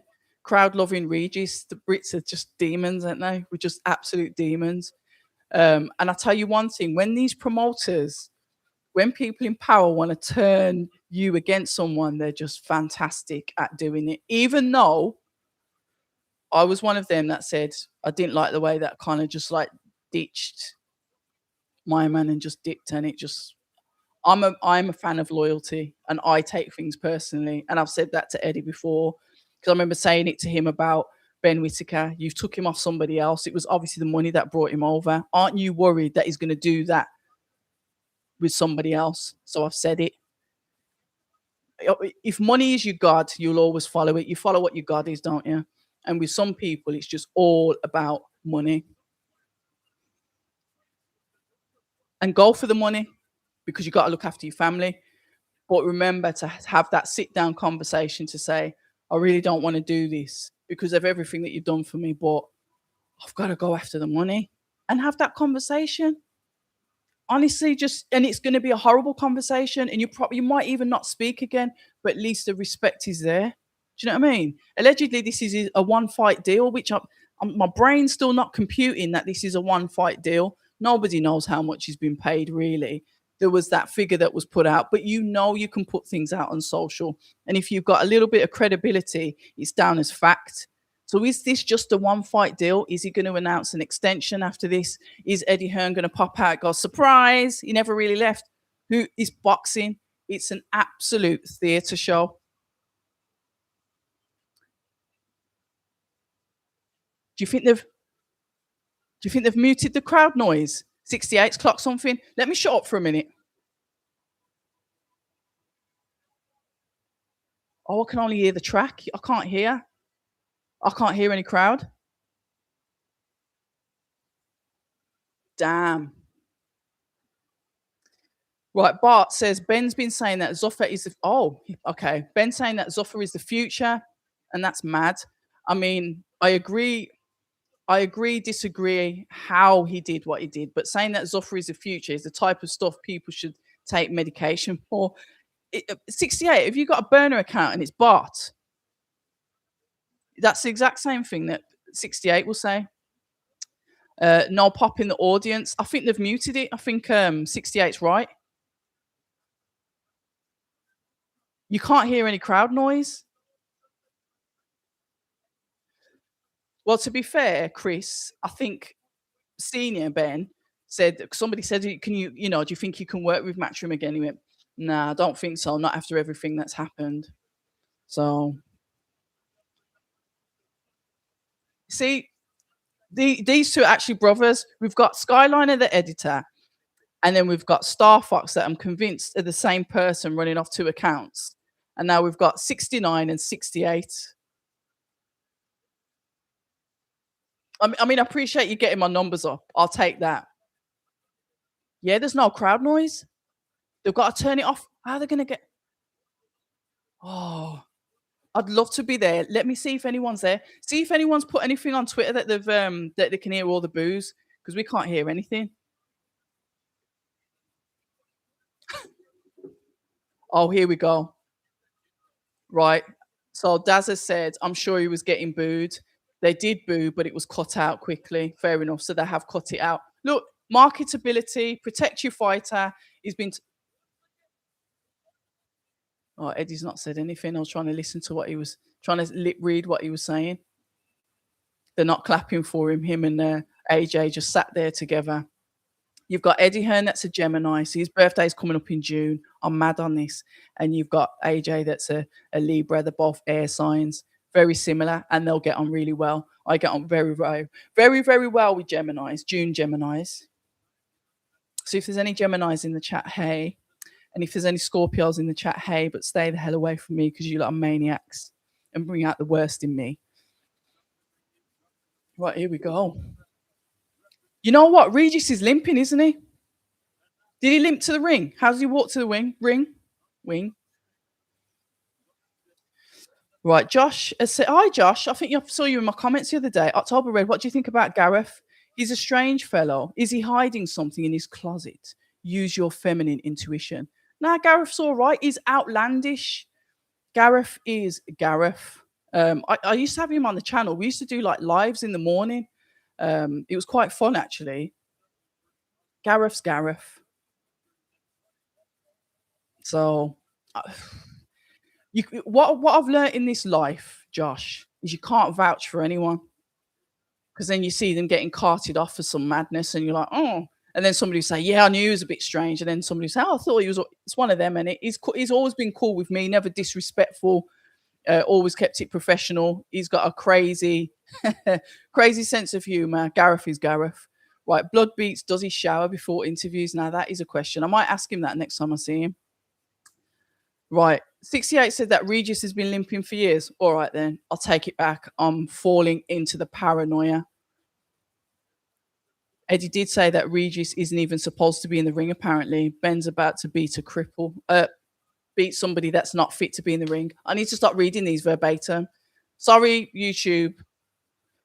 Right, here we go. We are here. Abs of October Red. I'm finally caught up with the chat. I needed to, but keep the chat going because you know what I like to do. In the 60-second rest, put my teeth back in. I like to come back in and catch up with you guys in the chat. A warm welcome to all of you. Thank you very much for joining. Like, share, do all the magical stuff. We are here for Tyson Fury versus Arslan MAKHMUDOV, which is the main card. But now we've got Conor Benn versus Regis Progra. So Ben's debut with being a Zoffa fighter after being with Matchroom for all of his career.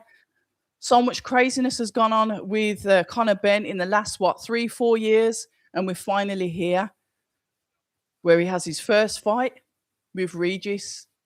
Yeah, he's limping. He tries to butt, but I'm sure I've seen Regis walk before and he didn't limp. Right, what are we saying, guys? How is this fight going to end?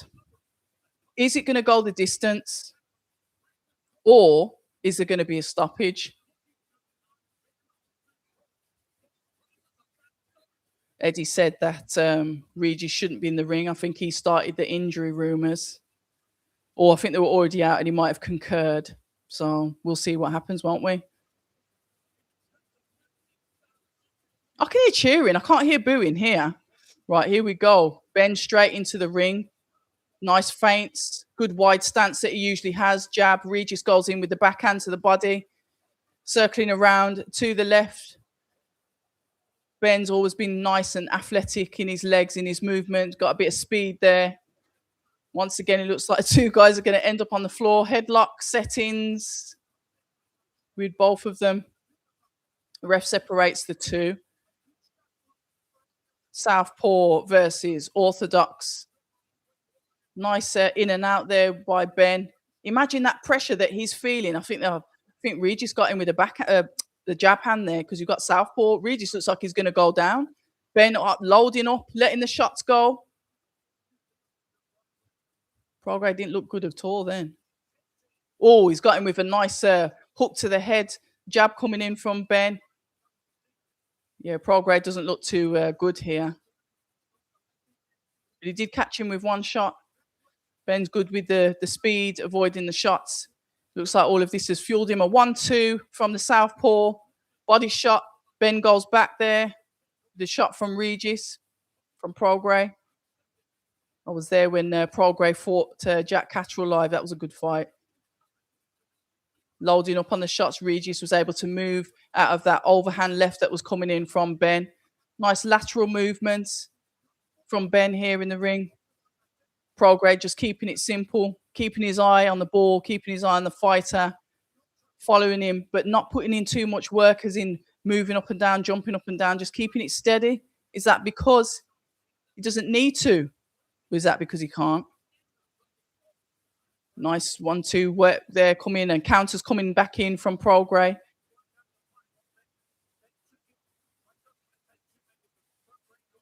Nice hook there, both guys in the clinch once again. Yeah, Regis says that Progra isn't doing too bad here. The jab coming in from Progra. Gosh, imagine if Ben lost.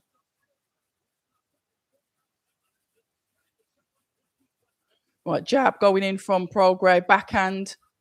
Ben comes in with his own. Progra slips it. Jab, stiff jab coming out from Progra once again. Jab, jab, going into under. Let that body shot go with his backhand. And this is from the southpaw stance. This is the work. His knee went down then. Why did the ref not stop that? His knee went down on the floor. Eh? His knee went down on the floor, and this is the knee of Ben. That's weird.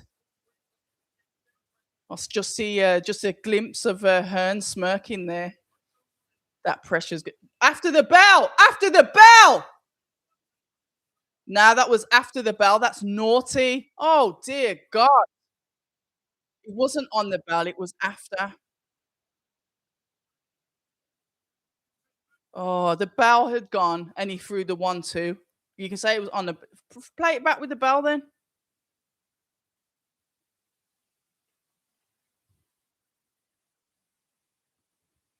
One, two, body shot. 1, 2. I want to see where his knee touched the floor. Play that back bit back. Body shot, hook to the head. Where's where his knee went on the floor? Jab from Regis. Slip the backhand, body shot coming in. Regis has done quite good here. 1, 2 from Ben. That was on the, yeah. Oh dear. Jab to the head from Ben. Jab answered back by Progra. 1-2 from Ben. That was naughty. That was 1, 2, 3 from Ben. Guides are getting physical in there. Even though Ben looks slightly taller, I say the size is quite similar. I don't know about Progra's legs though.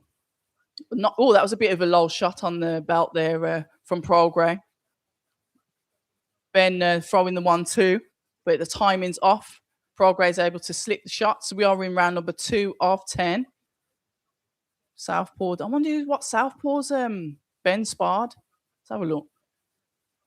Because I think Progra is having a little bit more success than I thought, but it is early days. It is only round number 2, and maybe Ben needs to settle into the rounds. But he's throwing a lot of shots and missing them. And this is Ben I'm talking about. But imagine that pressure. You've got your ex-promoter just watching you ringside. This is a make or break, this is. 1-2 is from Ben. Backhand from Ben. Double jab from Progra. Jab once again from Progra. Jab from Ben. Ben in the center of the ring. Progra on the back foot, but not uncomfortable. Ben throws out the jab. Progra is able to slip the jab. He throws back his own. Ben slips a shot. Jab once again, but the shots aren't landing. Saying that, Ben just landed a backhand. Progra's really comfortable in there, able to work that southpaw skill quite well, landing the jab and going to the body of Ben. 1-2, but it looks like Ben's starting to load up on his shots, maybe losing his head a little bit. Probably needs to relax, just get back to the boxing. Nice feints from Ben. Regis throws out a shot, but Ben slips under it. 1-2. There's no slip. Okay, I think that must have tripped over the feet then. But Progra's knee also went down. Jab. Jab. This is the work coming in from Regis. Jab from Ben, but just falling short with the Progra. 1-2 to the body from Ben.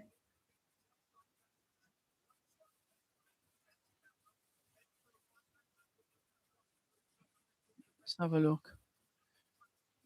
Ben, both of them just moving. Ben trying to throw that backhand to body of Regis. Progra, it's not working. Progra seems like comfortable in there, sort of like a draws his hands up and then just gets the jab off to the head of Ben. Ben bouncing up and down, moving around. Progress not phased by that movement because he's still able to give good timing and he's doing it again. I don't think, looking from this, Ben is not comfortable with the southpaw because Progress landing a lot more, especially when it comes to that backhand. Yeah, okay. Has he got leg damage anyway? Is that what you're saying? He's just got leg damage anyway? Or has he got leg damage in this fight? Because yeah, okay. Bloodbeat saying, why didn't Netflix show a replay of that? Yeah, well, that's what I was thinking. Why didn't they? The shoulder after the bell one in slow motion without the bell, but whatever. So Chris is saying, Progress clearly injured. No way you go down with a knee like that. So Eubank Jr. is there for Ben. There's Shiraz on the other side. Yeah, I bet there's loads of people here. There's going to be... Is Shiraz still with Frank Warren? Because he's on that Pyramid of Giza card, isn't he? And we haven't got any Warren fighters on this ring card, but Shiraz is on the one in the Pyramid of Giza. I'm sure he is. With Jack Catterall, who's still a matchroom fighter. So here we go. Ben comes in a bit more aggressive, but Progress says, nah, I'm not having that. So it's like a battle of who's going to take center of the ring. Ben's still struggling to really get his shots off properly. Probably landing on the second one. He's moving around to his right now, but his foot is still on the inside of Progress as a southpaw. But Progress seems to be quick, seems to see the shots coming, so Ben's not able to get the shots off properly. Progress seems to have the timing better, saying that he just missed the backhand to the body of Ben. Jab once again from Progress. Ben looking for the openings, keeping busy. 1-2. That was a good 1-2 from Ben there. That was good in range. Parried the potential jab that was coming in from Ben there. Progress moving out the way, some good head movement, throwing the double jab. Nice lateral movement from Ben here, from side to side, not going in one direction, keeping it busy, not necessarily keeping it long as such. But he's definitely keeping busy. But the timing there, as he threw the 1-2, got the 1, Regis slipped the 2. Jab coming in from Regis. 1-2 coming in from Progress, but he misses the shots. Nice movement from Ben here. Seems to be settling in, getting a little bit more comfortable, I'd say. Peeking through. He knows there's going to be some serious pressure on this kid. Sat ringside is Anthony Joshua and Hearn. Nice jab work there from Ben. We've got 1 minute, 12 seconds left in round number 3 of 10. This will probably go the 10 rounds, to be fair. We've only had one stoppage tonight, haven't we? Jab. Jab. Progress starting to miss with his shots now. 1-2. Once skimming with Ben also as well. Right, it looks like Ben's had 22 jabs landed. Progress had 11. Ben's thrown 83 and Progress thrown 74. So Ben is more effective with the jabs that have landed. And that, ladies and gentlemen, is why I don't score fights.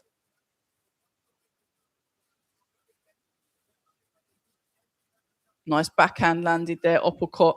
Went to throw another backhand. This is the work from Ben to Regis. Jab from Ben. 1-2 from Ben. Ben's starting to get closer, starting to land the shots now. The backhand coming in from Ben. Regis's legs just look horrible, man. Yeah, not too bad. Let's have a look. Okay. So Yep, leg damage for years. Okay, my bad. I didn't know. Shiraz is still with Frank. Okay, cool. What's this about Eddie sending Spencer Brown legal notice about Honey? Yeah, that was at the start. I think it's all sorted. I think they said they're going to get it all sorted. But yeah, apparently, allegedly, according to Dan Raphael, that was what was out on Twitter or X, whatever you want to call it. But I think that might be squashed. Or should I say Spencer? I know everyone says that, but don't people change their surnames? Do we get hung up over people changing their names? I've noticed that in boxing. If somebody like changes their names, like we go absolutely mental over it.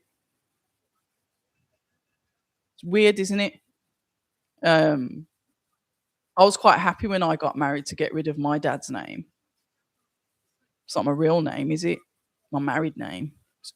My husband gave it to me. It's not my name, is it? My real name's my dad's name. And yeah, that's marriage. But people change their names all the time, unless there's like some sinister story behind it. I don't know. But I've seen that a lot on X, and I'm like, what is this obsession with guys changing their names? Right, let's have a look. Let's have a look. So Tyson Fury already lost. He hasn't been in the ring yet. 68. You're saying Ben's confused. In what way? Ben ever won a bout? No, I don't think he has he? Is he won the English? British? I don't think so, Robert. But has he won Commonwealth? European? Don't think he has. I'm not sure. I'm sure you lot will correct me. Let's have a look. Here we go. Progra comes back there. We are in round number 4 of 10.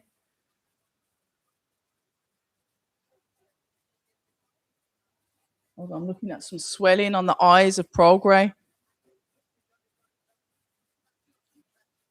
Jab coming in from Progra. I think Ben's missing quite a lot of shots again. Let's have a look. 1-2 from Ben, throwing out the jab, tucking up. Progra just coming forward. Not necessarily he hasn't thrown anything. Throwing a jab. Slipping the shot, throwing the body shot. As he comes in, Ben throws his own. Jab from Ben. Jab from Progra. Jab once again from Progra. Let's have a look. Ben's just slightly short when he throws his punch. I don't know how they're obviously counting the landings. 1-2, went to throw the 3, but Progra just managed to get out of the way. That could have been devastating, but he timed that well. Progra not really throwing much at all, but he does manage to land the shot when he does.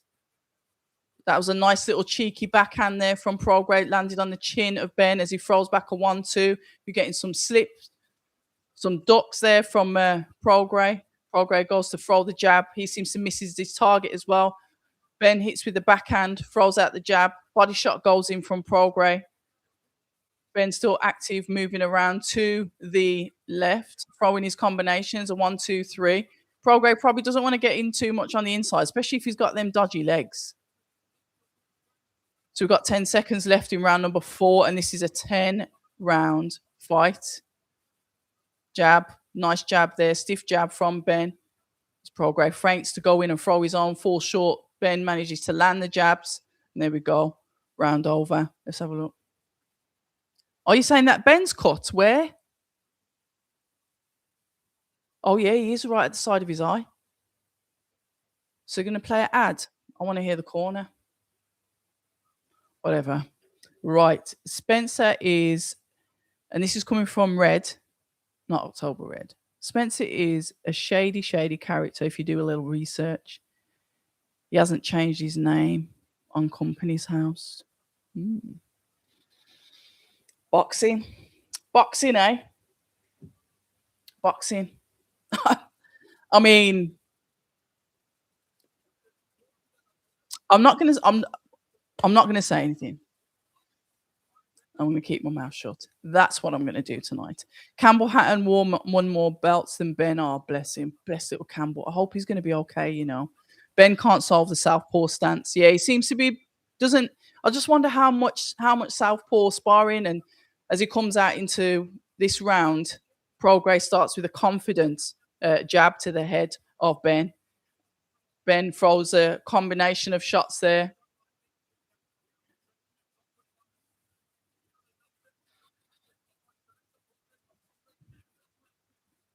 Yeah, we're getting some long shots thrown from Ben there. 1-2. Progra's managing to slip him, and obviously every time you miss the shots, it can tire you out, can't it? Everyone was saying like Progra was just going to get like sparked out. Listen, we've still got 5 rounds left. Well, 6 if you're going to include this one. But Progra doesn't look too bad to me. I don't like his feet. You can see that his legs aren't quite what they should be, but other than that, he isn't doing too bad. 1-2, and Ben misses the shots. Prograde, both of the guys get into the clinch. Overhands coming in, body shots. Prograde moves forward, tries to get the body shot. The foot out of the clinch, and I like that. 1-2, jab, nice jab, some there. Ben there. Nice jab and hit to the body there. Don't know what the corner must have told him, but he's come out firing on all cylinders with this round. Doesn't look too bad. Tidy work. 1, 2, 3. Just skimming the face of Prograde there. Body shot, backhand, nice work. I think Ben started to close the distance. He's really starting to get his shots off. Jab. This is a work from Prograde. What a nice backhand from Prograde there on the southpaw. Body shot, uppercut, hook coming in from Ben. Body shot once again from Ben. Nice body shot that was. Jab. Prograde misses the target. Ben slips under the shot. 1-2. Yeah. Prograde's done this before, and then he's got sparked out, hasn't he? Oh, now he's throwing back body shots at Ben. Ben throws the shots to the head, to the body. Nice inside work with both guys. Jab from Prograde. Ben throws the jab and misses. Jab comes back from Prograde. Backhand from Ben. 1, 2. Feint with the 2. The hook from Ben. Uppercut. Body work. Prograde throws back his own shot. Both guys end up in the clinch. Ben's done all right here. We've got 10 seconds left. Jab from Prograde. Backhand from Prograde. Jab. Hook from Ben. Yeah, let's have a look. Right.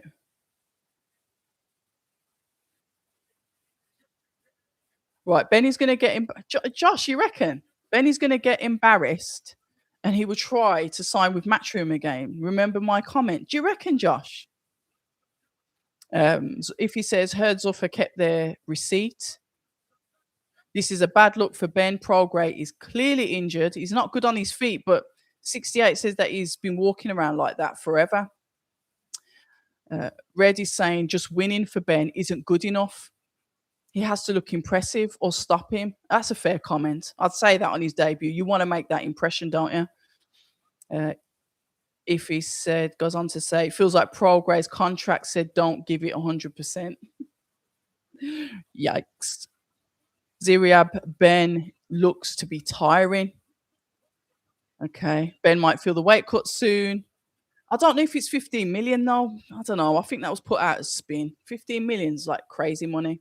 Just for one fight and a signing on fee. Nuts. Right, 1-2 coming in from Ben as he goes to the body, pivots out to the left. 1, 2, 3, body shot. Sweet. There, Prograde caught him with that hook to the head again once he's on the inside. Ref jumps in and warns them about their heads clashing. We're in round number 6 of 10.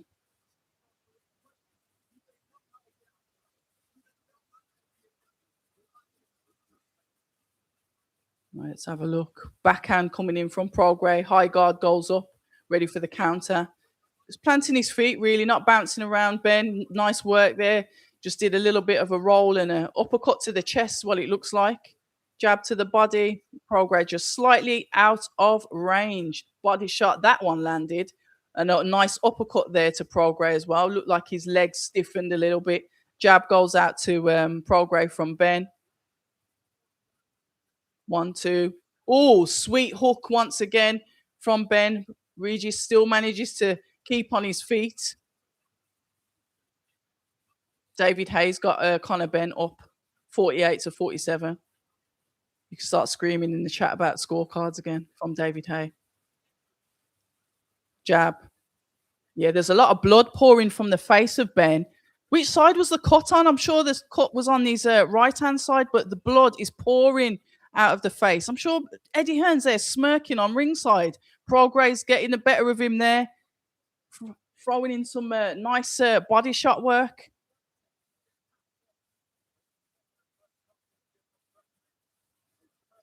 Jab to the body. This is the work from Ben. Progra looks to throw out the jab, lands. Progra goes to throw his backhand, misses, throws to the body, overhand, misses. And this is the work from Progra. Ben's moving around to the left, just flicking out that jab, keeping that lead hand down low, no guard. Just throws the backhand there. 1-2. I don't know. His face looks really, really bloody. And Progra just like keeps on like walking forward. He's as tough as hell, isn't he? Backhand once again to the body of Ben. Ben throws a 1-2, sort of trips over his own legs a little bit there. Progra just has that little peekaboo style, walking in towards Ben, throwing out his own shots. Doesn't seem phased of what like Ben, and Ben is hitting him with some shots. Careful, that was a bit low. Body shot there coming in from Ben, the backhand. But took a shot once again.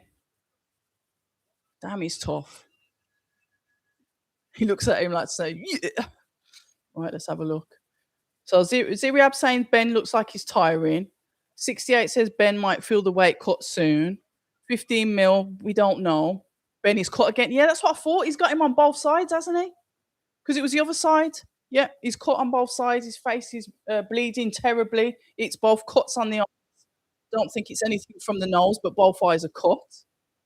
Toby Ringo Bartlett. And I'm going to say, Toby, I know why you're late. Because you've been moonlighting on the other channels, haven't you? You've been cheating on me. But what would I expect from you? What else could I expect from you? So good evening to you, Toby. I'll stop sulking in a bit. If he says Ben probably going to get tired soon. Robert saying Ben's not looking that good. 68 says that Ben is a C-level fighter. Hold on, Red. If he's got a bad cut, he could be out for a while after this fight and have no promotional contract. That is the risk. One fight deal, short-sighted. Red, I agree with you about the short-sightedness of one fight deal. However, if he was paid that amount of money, you can retire on 15 million. Maybe not with his high society living, but I'm sure most of us could quite happily retire on 15 million.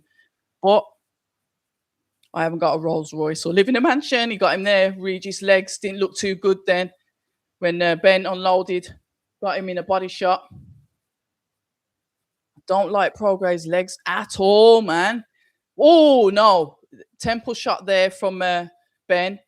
Progra just seemed to be like a little bit buzzed from that shot. And this is the work coming from Conor Ben, saying that he throws back the body shot. Inside work coming in from Ben. Flurry of shots. A hook to the head, 1-2. Body shots coming in from Progra. Leading with the head a little bit. You know, 1, 2, 3 coming in from Ben. Progra got him in the clinch there. Progra throws out the jab. 1, 2, 3, 4. Guys throwing shots equally. Ben really starting to let his hands go. Shots inside the clinch from both of the guys. Hooks to the head. The ref separates the two. 1, 2 from Ben. 1, 2, 3, 4 from Ben. Some of them landed. I think probably one of those 4 shots landed properly as Progra takes a deep breath, resets, comes in with a peekaboo style, not throwing a shot back. It seems like Bed's getting the upper hand of him. Like he said, if he's got to win, he's got to win properly. We are in round number 7 of 10. You know, the wicked, evil person inside of me can't wait to hear what... nice body shot work there from Ben to Progra. Now, Progra's face looks so red. I can't even see if there's any blood coming through it. His face is just like a tomato. Oh, Progra got him with a little shot there that dipped the legs of Ben. That was a body shot there that came in from Progra. Just dipped those legs slightly of Ben. You know what I think? If Progra does want to win, he's got to go to the body. I think fighters tend to attack the part of the body that hurts them the most. So if you see a fighter headhunting, maybe just vary up your shots. See how they take the shots to the body. We see this all the time. And then we see how that fighter gets knocked out. That seems to be the priority of the shots that they throw. So that's what I'm saying. You should always vary your shots. And it seems like the body shots work from Progra towards Ben, equally from Ben to Progra as well. We need a variation. Jab. Yeah, good work. That's a good work right there from Connor. Let's have a look.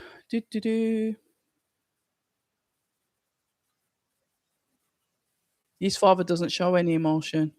Right. Ah, good evening to you, bad guy. Karma hits hard.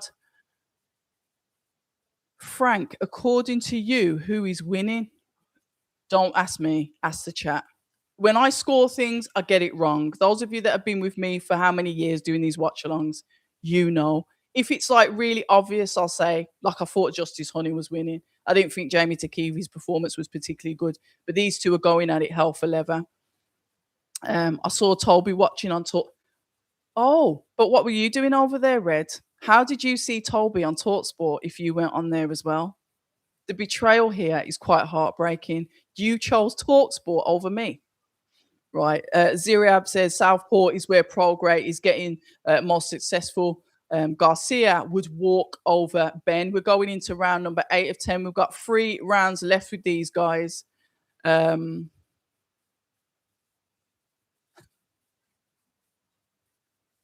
Toby's trying to gas me up in the chat. I don't believe you, Toby. Terrible. Right, here we go. Body work coming in from Progra. Looking a bit more tired now. Say Ben is getting closer. Definitely on target with the shots, landing them better, throwing out that jab and going into the body, varying up his shots, not just head hunting and saying that he throws the 1, 2, 3 to Progra. The output from Ben's definitely higher. Both of them having a little bit of a rumble and tumble. I can't believe my mint tea's gone cold. Ben just pushes out that hand there as a rangefinder, throws the backhand. Regis just shakes it off. He's as tough as hell. He is. Jab 1, 2, but Ben's coming in sharper with the counters, taking that risk to throw when Regis is throwing just to get inside, to really get his work off. And to be fair, it's working. Body shots, 2 nice body shots to Regis, and then to the head to finish. That's the work from Ben. Now he's dipping in. Now he's working this. Now he's fighting properly against the Southpaw. I was about to say his foot positioning is correct, but he's circling around to the right, so the foot positioning was slightly off, but definitely better work from Ben. He's now knowing how to literally get inside that Southpaw. It's working. I think this is his first Southpaw fight, isn't it? Both of them in the clinch, but fighting in the clinch. The ref's letting them do it until he eventually shouts break. Lots of reddening on the face of Progra. Progra hasn't managed to open back any of the cuts that Ben's got, saying that he landed a nice jab hand on the eye of Ben, looking to press his face just to potentially open back those cuts, which is what I'd do.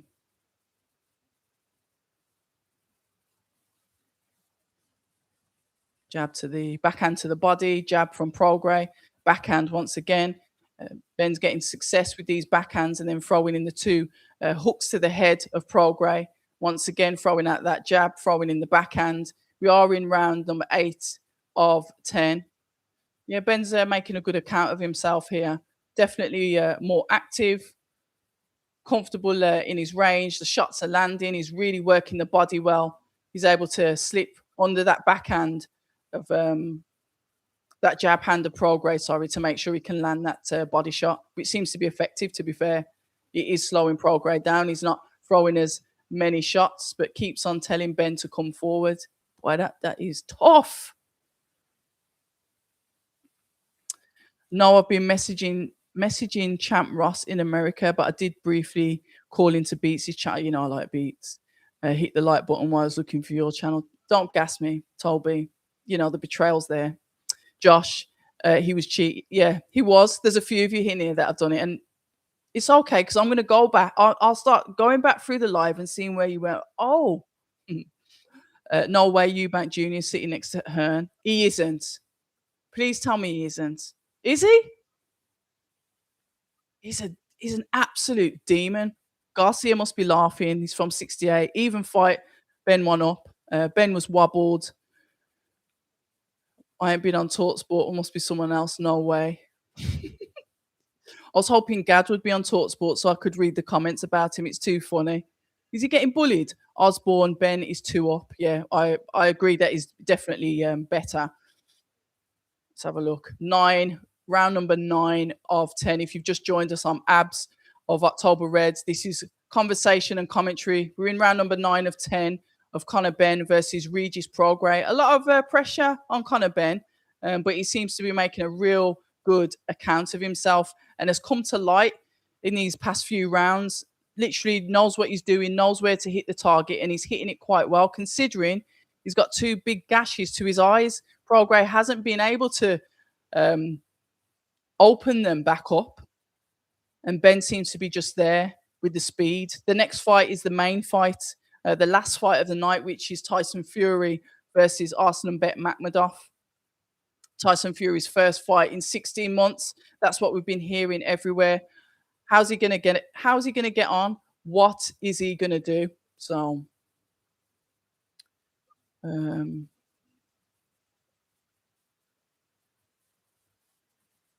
just had a bit of spam in there. So if you've just joined us, welcome to you. There is no fight footage. It's just myself rambling on about the fights, speaking to the chat, and letting you know what's going on in the fight. Say if you have to slip away, but you still got your phone with you, you can listen to me ramble on what's happening. Non-biased commentary. I say what I see. Sometimes I might miss things, as does everybody else. But yeah, thank you to all of you that have joined live. I appreciate it. Please do us a favor, hit the like button, share the usual stuff. It helps the algorithm. It helps the channel to grow. I am growing slowly, and I'm cool with that, but I still want to grow. I don't like being stagnant. That really does my head in. So if you've just joined us, welcome. And if you've been here for a while, thanks for staying. Except for you, Toby. Still upset with you. Toby Ringirl Bartlett. He's got wandering eyes. Hi, Toby. Hope your missus is listening, Toby. Right, here we go.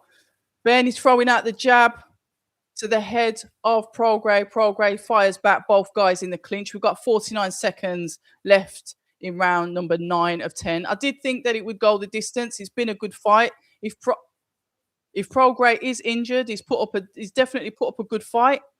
It's been good, but I still have Conor Benn just looking more dominant, especially in these last rounds. The first few rounds, I don't know, but these last rounds, I'd say that Conor Benn's definitely picked up. There's a lot of pressure on him, but he seems to be doing all right through the pressure. A natural fighter, I'd say. Prograis going to the body of Ben, putting in that work. Keeps on shaking his head at Ben as if the shots aren't working. Eubank is 1 seat away from Eddie Hearn. Interesting.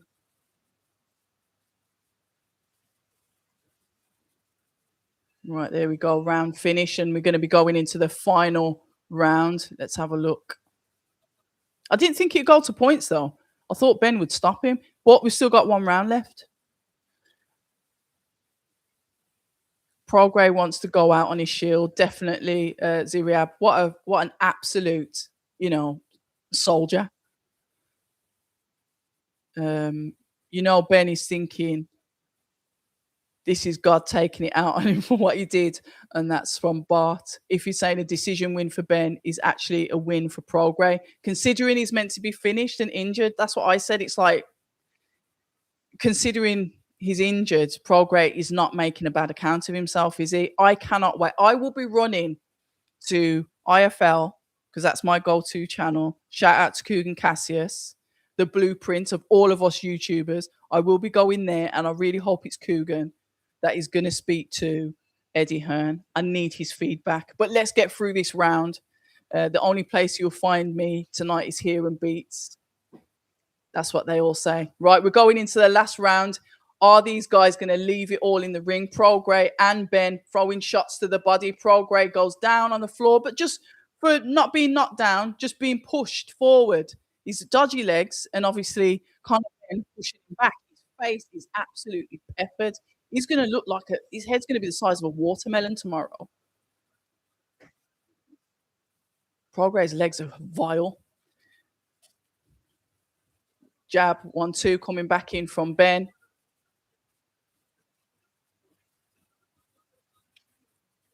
Jab, once again, from Ben. Progra's head was swollen. Jab, 1-2 from Ben. Progra just tucking up there, not really able to get his shots off. Oh.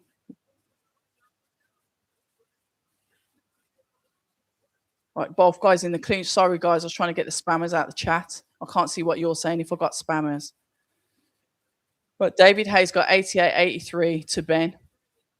Let me know if you agree with David Hay. 1-2-3 coming in from Ben. Counter there from Progra, the southpaw jab. Backhand coming in from Progra, or rather a hook, just in the little bit of wobble there from Ben. 1-2 coming in from Progra. Got 1 minute 30 seconds left in round number 10 of 10. Progra going backwards. Ben on the back foot. I think Progra wants him to get inside. Both guys are in the clinch. The ref separates the two.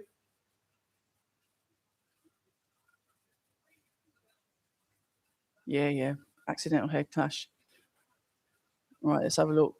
Ben coming forward. Double jab. Progra's not really throwing that much now. Nice jab work in there from Ben. Both guys back in the clinch once again. 10-round fight with an injured fighter that has come out of retirement to take a payday. I don't know. What do you think? Jab, body shot from Progra to Ben. 47 seconds left. I was expecting more. There's no way I thought this was going to go the distance. You know, the fresher fighter, the younger fighter, as he slips under a backhand. Sorry, the jab hand that was coming in from Progra. 1-2 from Ben. 24 seconds left. Progra comes into the body. Ben slips out the jab. 1-2-3. Work from Ben, whose face is absolutely peppered up as well. His eyes are being swollen up. Progra just continuously tries to punch him to the face. I think he might have opened back that cut, or is he just, I don't know. Yeah, 10 seconds. Yeah, it's gone. I don't know. I expected better. I think Ben's won that. Let's have a look. Have I missed it? Right, that was the spam. Justice Honey, yeah, he got his win, didn't he, Frank? Good win. Connor's power's not there, and that's from J-Lanks. Blunt Boxing, he agrees, where's Ben's power gone? Bart says Ben looking like Bean. Regis, and that's from Toby. Regis is doing well considering everything. Ziriab says dark. I think that's obviously in response to what's going on in the comments. Eddie and AJ sitting ringside looking at him can't be good. This is from Bart. Bart, you'd have to have literally balls of steel to be able to have. It's like having two of your exes just sat there staring at you while you're trying to show off in front of your new girl, and they're just like, yeah, we know what you're about. Nah. Whoa. Yeah. 68 says, come man, Ben. Toby, haha, I'm telling the truth. My eyes haven't wandered anywhere. They all say that, Toby. They all say that. 478 GHDN. Ben has speed, but I think his power's overrated. Where is his power? 68 GG as well. It shows Ben's level. Osborne says Ben never knocked anyone out at 147. Toby says Regis has done better than two rounds in my opinion. Bart says not being able to finish. I'm not laughing. Bart says not being able to finish A legless fighter is an L. The booze, okay, oh, unless that's 68 booing. Good respect. Yeah, I'm not going to do all of that. 68. Legal Eagles. Regis showed us that Ben isn't world class. Toby said they keep turning the music up every time the crowd make any noise. That's crazy, that is. Connor's definitely going to blame the drop in weight. That comes in from J Lanks. Chris Welsh says, washed up Progra, run 2 rounds and landed shots on Ben. Embarrassing from Ben. The crowd booed. Yeah, but look at his face though. Progress face is peppered up, but Ben had 2 cuts either side. It's time for scores at the doors. Good evening, George. Where have you been? I bet, George, you've been moonlighting as well, haven't you? Buffer sounds tired. 98, 98, 92. 98, 92. It's going to be Ben.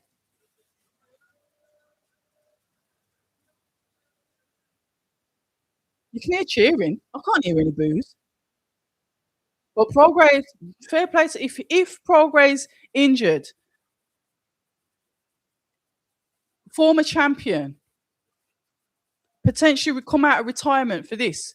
Yeah, Conor Ben won. Yeah, Conor Ben won. Moral victory for Regis, showed a lot of heart. He definitely did. 478, absolutely did, because on it, me personally, I thought Ben was going to stop him. So shout out to Progra. George is saying Ben is whack. That cut is nasty and deep. Yeah, and he's got him on both sides of his face. Reddy saying Ben will blame the weight. I think somebody said that earlier as well. 68 saying he's going to need plastic surgery on that right eye, so he's going to be out for a minute then. George says Regis hasn't fought in time, and being injured, Ben couldn't get rid of him. Yeah, and that's exactly what I thought, George. Karma for Ben, and he's limited. And Iffy's saying, I think, did you say that earlier, Iffy? Did you say that but there was something written in there that he couldn't go full 100? I think Regis held back. I thought he performed particularly well. Did he hold back? His legs were dodgy as hell. I'm always like laughing at Dillian's legs, and I've said when I spoke to him off camera, and I probably shouldn't have took the mick out of him, but I said you always walking around like Bambi. He's got like that newborn walk, newborn deer walk. So Red says Ryan Garcia would run rings around Ben. Bart says this is why blonde hair in. Oh, I thought you were talking about mine. I'm growing mine out now. Blonde hair in boxing don't work. You mix it with blood and end up looking pink. George says at least Ben's got 15 million. But has he though? Frank, Connor won. Connor Ben won. Majority. Darren says Regis earned his money. And I hope he was really paid well. And I presume that he would be, because I heard that the ring cards pay handsomely. George says Zoffa is looking at it like, damn, what have we done? Is Dana there by any chance? If he said, yeah, Regis' legs were gone, but I won't be surprised if there was something in his contract. And that's from Iffy. 68 says Turkey overpaid for Ben. That was a spite move, though, wasn't it? If you think about it, remember what he said? It's like taking babies, and everyone was like, what is Dana on about? What kind of sick is? But he took his baby, and it Conor Ben was Eddie Hearn's baby, so it was all the signs were there, but we just didn't it didn't make sense to us until we saw what happened in the end. Let's have a look. George is saying, Red is saying Conor Ben wouldn't beat Ahara Davis at 147. I really wanted him to have that fight with Avanesian, to be fair. I really wanted that Conor Ben Avanesian fight, when Avanesian was in his prime. George says, I doubt Turkey's going to pay for Ben more. I don't know. We don't really know the ins and outs of the contract, do we? We know what's been drip fed out to the media, and we kind of follow what's going on there. We don't know the truth. Fox is saying Josh Kelly beats Ben. And I think that's a fight that Eddie was going to push for, wasn't it? If you're saying Herney's going to have a field down IFL on that, listen, I can't wait for it. As soon as I get off here, this live tonight after the main event, you know what I'm like. I don't hang around after. I'm like, yeah, thanks for that. Thanks for the work. Bye. And then I'll just be chilling out, waiting for the post-fight interviews to go up. I don't even necessarily watch the post-fight press conferences anymore. So let's have a look. Easy work, and that's from Foxy. UFC tonight. Okay. Dana's at that event. Fair enough. Sorry, I don't follow UFC. So Toby's saying, didn't Dana say doesn't agree or like people having warm-up fights? Interesting. Oh, the spammers are back. Goodbye. The spammers ruin the flow of the chat. I think, and I will say me included, and I can put my hands up, I think sometimes, Toby, in boxing, all of us are hypocrites. I've had to go back on certain things I've said, and I've had to apologize, because in boxing, the one thing that you just can't do, you can never say never. Never say never, because you end up eating your words. And that's why probably now I've got a more balanced approach, because you just end up saying things you're like, I shouldn't have said that, should I? So Garcia will beat Ben badly, and that's from Iffy. George says Hearn would have guided Ben.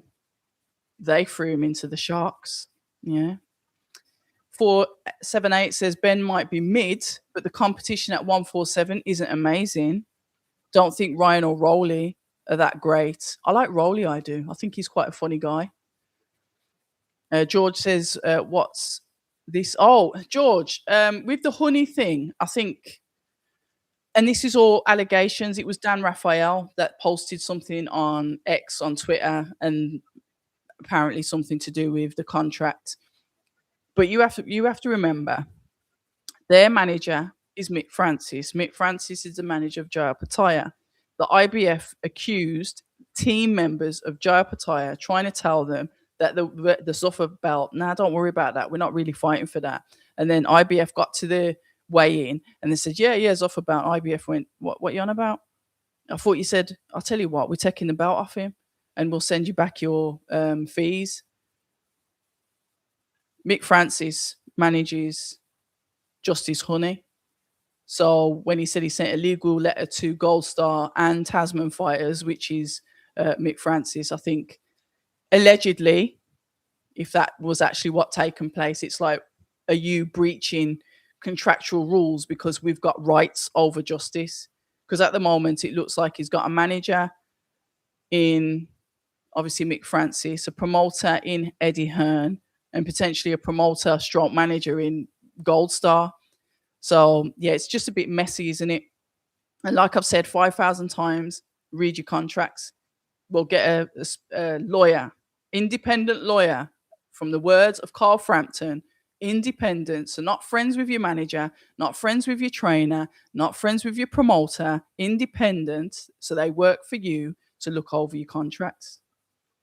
We've heard it all before, because all this week, all we've hearing about is contractual potential breaches. I'm not in a contract. Yes, I am. And it's horrible. It's messy.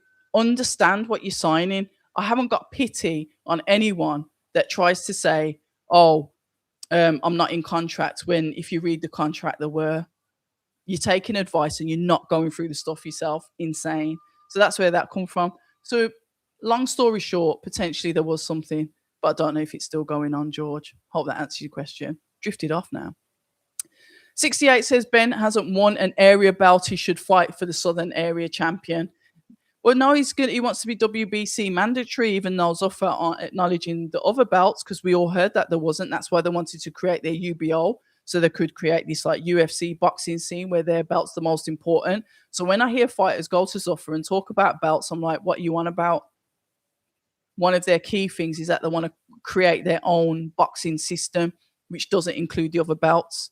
But like I said, never say never, because then I believe Dana did come out and say, all right, then we're open to working with the other sanctioning bodies. Fair enough. Never say never. So Red says, after that performance, Ben won't be in the mix for the big names now. He will if he's got a drive behind him or somebody that really wants to push him. I think he will. And you know what it's going to be like. There's going to be fighters that are at 147, like you've mentioned earlier, that are they're gonna call him out now because they're going to think, oh, easy pickings. But then he's done. I'm going to say you're going to have to come to Zoffa for that. Or is Ben going to go on another ring card, which is what we said potentially about Riatpaw? Should he fight another fighter? It's going to be potentially on a ring card. Let's have a look. George says Reggie should do interviews with Hearn. He would give you time. You know what? I do like to speak to Eddie, but George, if I'm honest, he's always in high demand and he does like to do all of the interviews. And I do appreciate sometimes I'm just not going to get to him. You know, I've built up a really solid base with like Frank Smith. So you'll see me do a lot more stuff with Frank Smith. Frank Smith's done the lives on the channel. You know what he's like. He'll do it. I can message Frank and say, oh, what you saying? He'll say yes. Get Eddie when I can, because I do enjoy speaking to Eddie as well. But when it comes to like a matchroom representative, I'll always try and get Frank Smith first because he's very black and white. We have, a good, conversation in between each other, and he just tells me how it is. So I do try and get Eddie. Hopefully I'm going to get Eddie next week in Liverpool, but I do appreciate he's going to be in high demand, especially after this fight, even though, is he going to stay around to do interviews at this show today? Potentially not. So everyone's going to be on him because obviously you've got the Liverpool card, Ben Whittaker's headlining. Obviously everyone was complaining that he should have been fighting Morale. I get why he isn't, but yes, I would have liked to have seen that fight as well. So I'll try and get him, but I can never guarantee it. But I will be having a chat with Frank Smith because I've already asked if he's going to be there and he said yes. Oh, my little trim. I've had to trim my bush, Toby, because it's just getting a bit wild. And somebody says about people in boxing having blonde hair, and thank the Lord that I've let mine grow out. So mine's all growing out now. So I'm letting the natural greys come in because I'm 49 in October. Next year, if I get there, I'll be 50. So I'm just embracing growing older. Ben, Dazza said, Ben, the nest from David. What you, Ben? The nest from David. Dazza, what have you written? Or is it my eyes? I do get tired. We've been going for like nearly 3 hours. So if you said it was a cherry pick gone wrong with Zuffa, definitely won't be impressed. Well, I'd be having a couple of words as well, especially if the rumours are true. Like I said, if Progra is injured. So 68 said Ben gets a C for that performance. Frank said, you're insanely beautiful. Are you married? Oh, Frank, thank you so much. Yes, Frank, I'm married. I've been with my husband for nearly 30 years. Yeah. Hold on. How many years is it? No, it's about 20, 23 years. 23, 24, 25. Yeah. But thank you. That's a very nice thing to say. I'm insanely old as well, Frank. Red says, I'm really pleased for Riatpaw today. He's a nice guy and can be a good British champion who is good in the media, etc. Yeah, congratulations to him. Commiserations to Jamie TKV. It's off that performance. He made Jamie Takivi look very, very bad. So Jamie Takivi either was very, very bad or Richard is a lot better at boxing than we thought. So nobody had any issues in camp. They went in there and gave it their all. So Richard came out victorious. And to be fair, deserved win, rightful stoppage. I just think there's going to be problems to get people to fight him because he's he's an animal.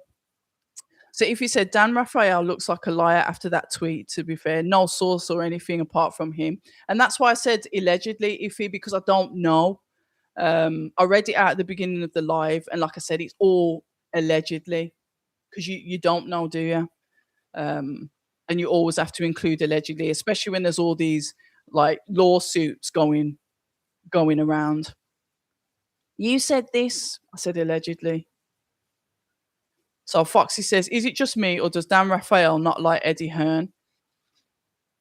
Excuse me. I've never heard him say anything positive about him. I don't know. Is that from Foxy? I don't know, Foxy. I only see Dan Raphael's like tweets now and again. But you know what, Foxy? What I will say, and the one thing that I do like about boxing is that everyone blatantly doesn't get on with everyone, and some people like you and some people you don't. And I do like that balance in the sport. It goes in the media, it goes with the fighters, it goes with the promoters, maybe the broadcasters, not as much. But yeah, there's a lot of people that just don't like other people in boxing, and it's entertaining. You even get it in the media. It's quite funny as well. I've had people come up to me and tell me what other media outlets have said about me. And I'm just like, great, thanks for talking about me. Beautiful. 478. If I was an athlete, I'd get two lawyers to look at my contract. Yeah, I don't blame you. Red, why aren't you doing sit downs with Hearn? It's just like I said, it's just getting to him. He's not easy to get to. He's very look, he's the chairroom of Matchroom Boxing. He's got priority like channels that he has to speak to. And I don't always, like I says, I don't always get to speak to him. It's one of them. I don't mind because when I do speak to him, it's always a good conversation. So I'll try my best to get him next week. So I got loads to discuss with him anyway. And I do get on quite well with him, to be honest. 68 says Zoffa is just another promoter. Sirens probably not appropriate. What happened there, Chris? Ben can't sell without either. 68 said Ben can't sell without either bank. Tolby said Spencer Brown said that Eddie is always super busy all the time. He is. Nice touch by Tyson and rip to Ricky Hatton. Absolutely. Rest in peace. Rest in peace. The battle with the mind. Yeah, is the worst that you'll ever have if anybody you know suffers with mental health issues. It's not nice. George says Frank Smith's good. He's a good talker and gets down to the point.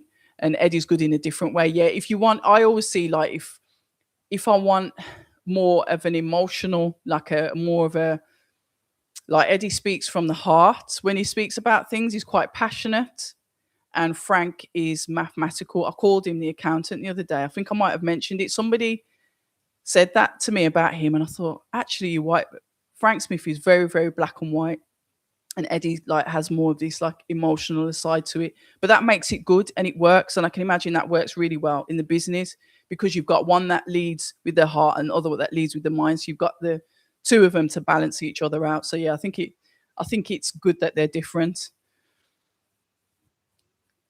A very young 49 abs. I'm 49 in October, nearly there. Avanesian, not sure if I've spelt it right. Yeah. Yeah. I did like Avanesian. What the? These flipping scummers in the chat. Eubank Jr. looked like he was getting on well with Hearn, to be fair. What a demon. You know, when the enemy of my enemy is my friend. The enemy of my enemy is my friend. 68 DG, this might be tough if Tyson's legs have gone. Crown limit. October Red is a standout. Facts. Thank you very, very much. I appreciate that. We're all standouts in our own way. I do believe that. Oh, we can't sell without Eubank. Yeah. Sorry, apologies. I was thinking, huh? Tolby says Dan hasn't liked Eddie ever since Eddie invited Dan to the 5K fight day 5K run. 68 said, I know you go solo, but you should get a round table with other women boxing channels. I've seen one or two good ones lately. Now, I am a bit of a solo person. It's hard to believe, but I'm very, very reclusive and I've got trust issues. I've had a couple of people around that I probably shouldn't have.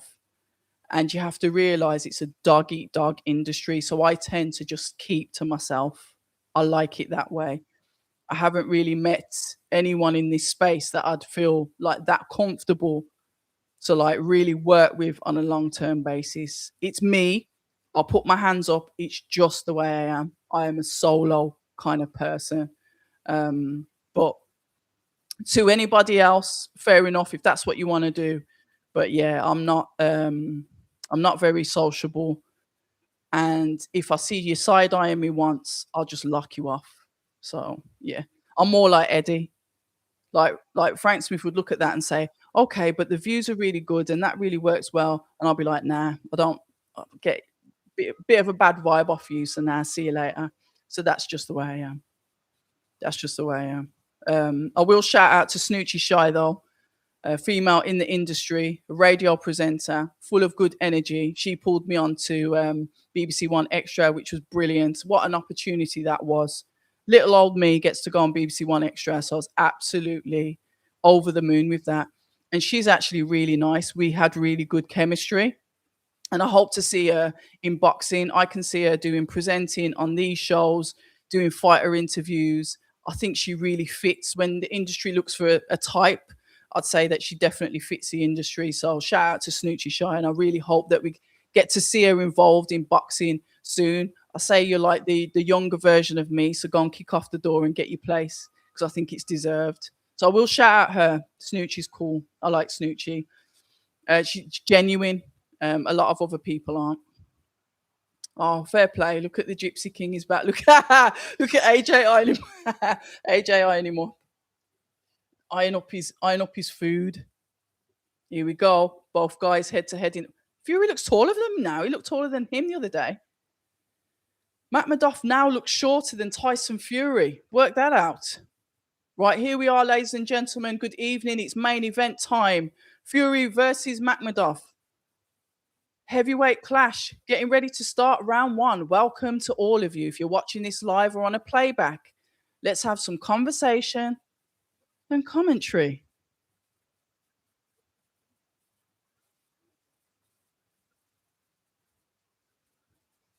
Seconds out, round one. Let's go. Straight away, Fury's into the middle of the ring. A jab goes to the body of Fury from McMudov. Fury returns the same, and McMudov goes back to him, throws it overhand. Did Tyson's legs dip then? McMudov come towards him and rushed him. Why? That's what Dillian White said to do.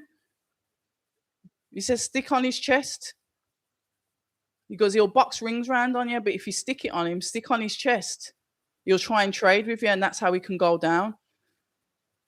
McMudov there, quite heavy with his hands, but loading up on his shots.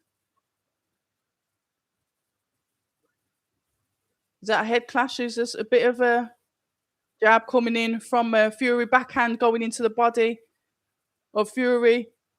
McMudov goes to throw the overhands, both guys in the clinch.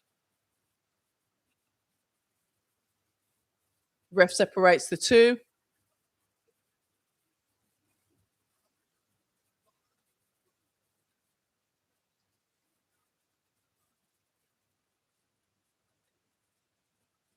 I'll tell you what, McMudov is not doing a bad job here. He's doing exactly what Dillian White said to do. Smother him. Bit of a deep breath coming from Fury there. Fury looking to feint. McMudov just literally launching forward. No real skill, compactness about him. Just literally launching forward into Fury. Hooks going into the head from both fighters. Fury has been out the ring for 16 months, guys. Imagine if there's an upset on this. Jab coming in from Fury. McMudov using that lead hand to feint high, go low.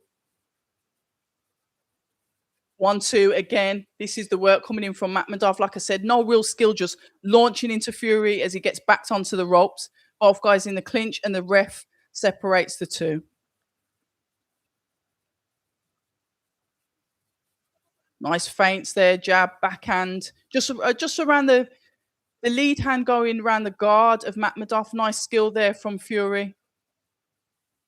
It's better from Fury. Nice feints. 1-2 going into Fury. You have to remember Fury's quite tough as well.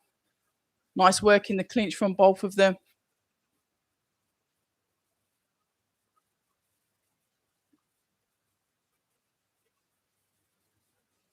Wish I had moderators in here. Once again, McMudov just goes and rushes Fury, launching forward with his shots. Last 10 seconds of round number 1. Jab, nice jab coming out from Fury there. He's got nice stiff jab, nice feints, moving around nicely on the legs, just jabbing the head off MAKHMUDOV to finish off round number 1. MAKHMUDOV started off well there, but I'd say I'm going to give the round to Fury because he ended it well.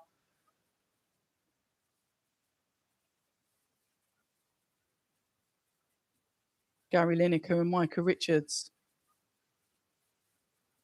Good name, that, Micah. I'd rather listen to the corner than them showing celebrities in the audience, though, but okay, go off. So he's got Sugar in his corner, no Andy Lee. There's no Andy Lee in the corner, so he's just got Sugar then. Overhand, just skim the face, misses with the hook. Yeah, there's a lot of shots and loading up. It's like he throws them, hoping for one of them to land. And out of the 3 of them, one of them does land. Look at Fury's brothers there, watching the fight. All right, here we are, going into round number 2. Now, I didn't give it to MAKHMUDOV. I thought Fury done better in the last half of the round. I'm going to say, oh, whoa, saying that. Wow, a bit of a to-ing and throwing with them as Fury backed up towards the ropes there. Yeah, I forgot. Jab, work from Fury. MAKHMUDOV once again comes launching forward, that 1, 2, 3. Literally like he runs towards you with his eyes closed, hoping to land.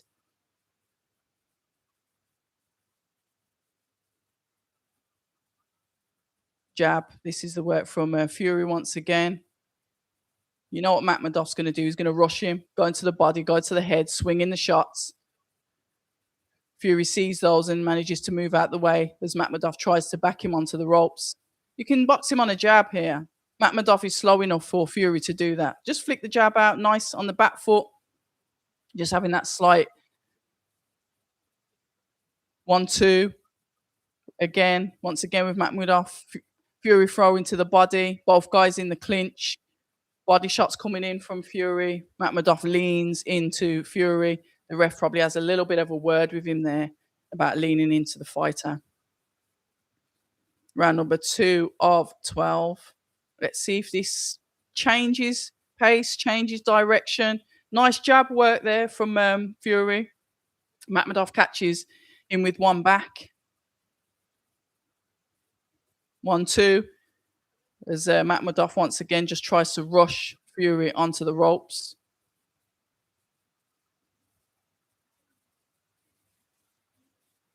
Jab to the body, straight out. MAKHMUDOV not even able to throw a shot. 1, 2, 3. As he lands the 2 and the 3 on the head of Fury, pushing him back to the ropes, but he still manages to come back. Body shot again, once again doing the same thing. But it's like Fury can see the shots coming because of what MAKHMUDOV is doing. 1, 2, 3. MAKHMUDOV comes back with a counter. Just stops Fury there. 1, 2. You know what? Considering Fury's been out for... Look, if you look at this in comparison to the fighters last week, yeah? Yeah, 1, 2. Good work from Fury there. MAKHMUDOV comes at him as well. Manages to spin off, get off the ropes. Frank Warren's out of his seat. So's Turkey. 1, 2. 1, 2. Lovely work from Fury there. The hands of MAKHMUDOV drops as he starts to breathe heavy. Yeah, he didn't like that at all. Nice, quick hands. Now, when you think about it, compared to like last week, and you're looking at Deontay Wilder and Derek Chisora last week, look at the difference. Fury, you got to look, give him his credit. Tyson Fury's been out the ring for 16 months. Doesn't look like it, does it? Let's have a look. Fury looks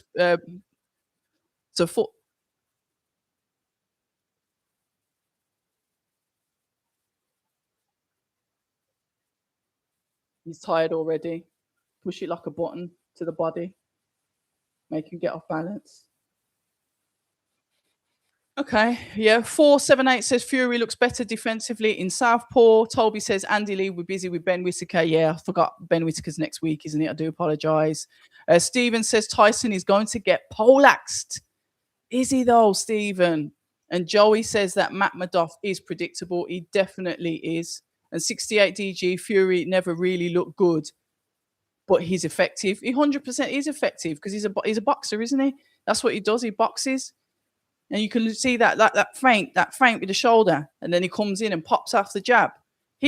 How he's performing here. Yes, he's 37 years old. He's younger than the fighters that were in the ring last week. I do appreciate that. But look, the skill's still there. He's still sharp. If you always give credit where it's due, always. And now he's going back to southpaw, flicking out the jab, because he can switch, can't he? Flicking out the jab to the speed of that jab, switches back to orthodox jab. And this is the work coming in from Tyson Fury to Arsenal MAKHMUDOV, who's just literally trying to rush him with shots. This is when you see the levels of a fighter, a fighter that's known to be able to punch, that has won fights, goes up against somebody. Obviously, he's a former world title holder, isn't he? So he's not in there with an idiot. 1-2. Nice fast hands from Fury. Sharp. Like I said, I'm comparing him to the boys last week, and he's looking pretty good.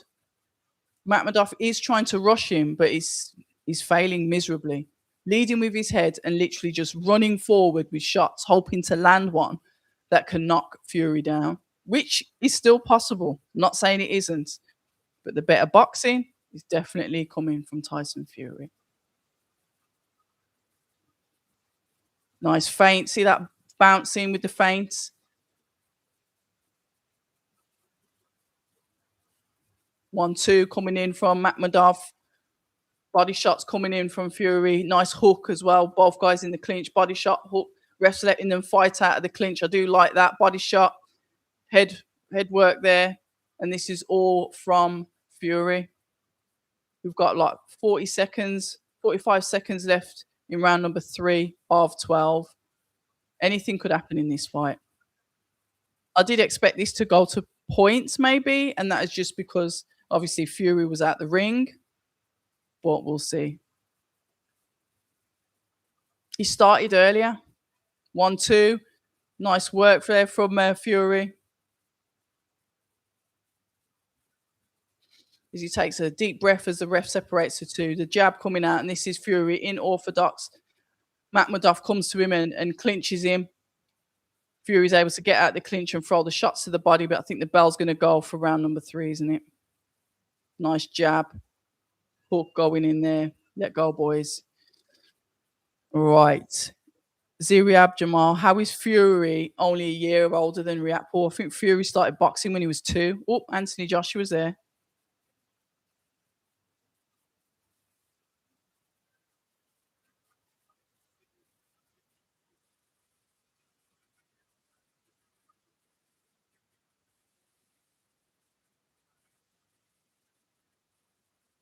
Oh, Frank Smith's he's there at the back behind Anthony Joshua. I didn't even know he was there.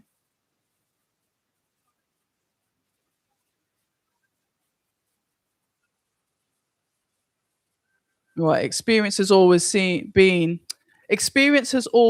Tyson through unless it's Usyk. Well, yeah, you can't argue with his skill as a fighter. He's a good boxer, and he doesn't look like he's had 16 months out of the ring. Don't care what anybody says. So yeah, just having a look and seeing if anything is coming up on X. No, just several messages in the DMs that's going to have to wait. Oh, McMurdoch throws a lovely overhand there, which Fury didn't like. Backed him up towards the ropes. Going into round number 4 of 12. Ref separates the two guys who were once in the clinch. 1-2. Overhand swinging coming in from McMurdoch. Just going in on the attack. No real skill or anything, just literally going in for the attack.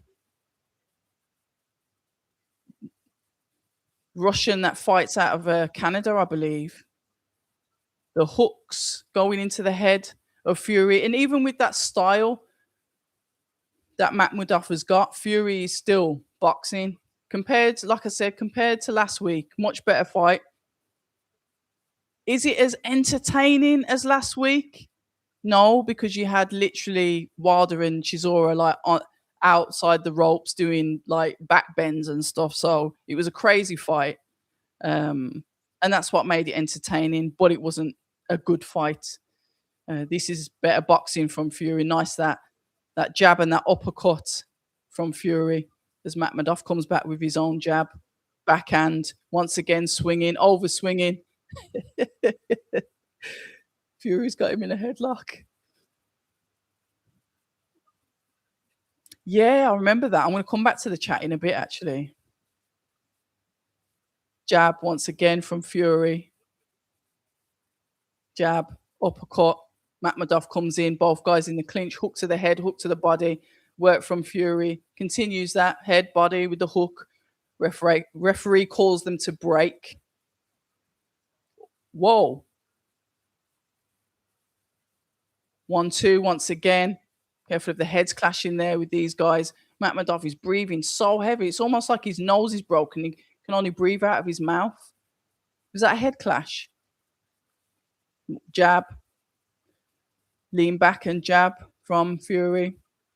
Feint, jab, body shot, clinch. Yeah, he's not aged at all. Good fight. Good work from Fury. But I did think this would go to points. We are only in round number 4. Anything is possible. Just going into the 10 seconds that's left in this round.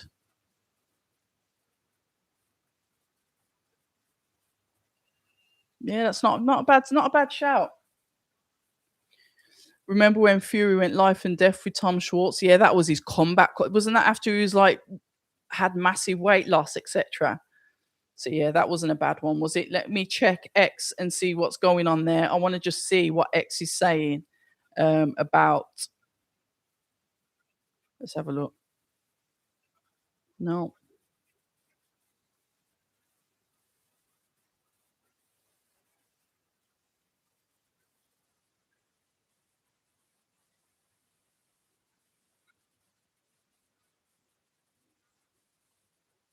Giorgio Visioli. I'm just trying to have a look and see.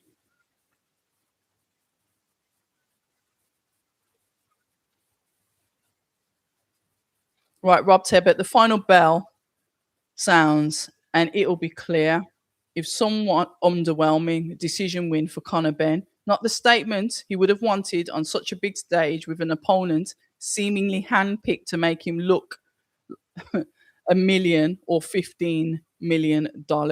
And that is from Rob Tebbett. Shout out to Rob Tebbett. Just trying to see if anything else has come through. I'm just going to have a look and see anything coming through about Conor Benn. Let's have a look. Latest. Michael says that Conor Benn is food for the decision. So all of the welterweight, this is all the smoke boxing, all of the welterweight division is looking at Conor Benn like food. All right, some tweets have gone out. This is what I said would happen. Ryan Garcia, I'm down. Garcia versus Benn, let's do it. Ryan Garcia, Conor Bum. Devin Haney, Conor Benn, stay away. And Shakur Stevenson, let's have a look and see what he says. Shakur Stevenson said, if he makes it 12 rounds with me, I'll be disappointed in myself, laughy face. So yeah, which we knew that they'd all look at him and say, yeah, I want a piece of that now. A couple of people saying that, can he actually comfortably make that weight? Somebody says, why did you expect a more polished performance? Conor Benn is not a good boxer. So Conor Ben got the big contract and now he's done. People are just saying that they're disappointed in his performance. They expected better, etc., etc. But yeah, so he's being called out by the other fighters because that's what's going to happen, isn't it? They're going to see him as food. Right, let's have a look. Lena saying Tyson's getting knocked out in round 5. Frankie's sitting with Turkey. Fury going down is just like part of his fight storylines, and that's from Iffy. He manages to win though, doesn't he?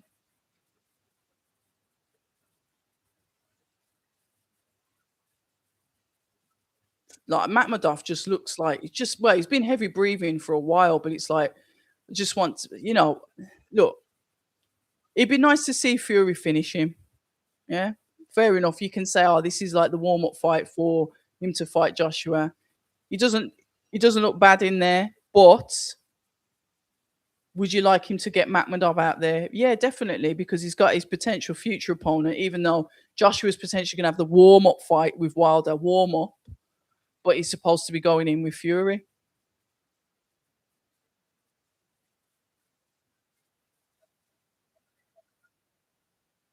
You're putting yourself, you need to be patient,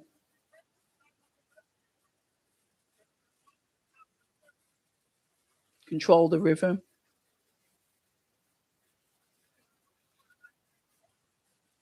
Nice little hook on the inside there on the playback.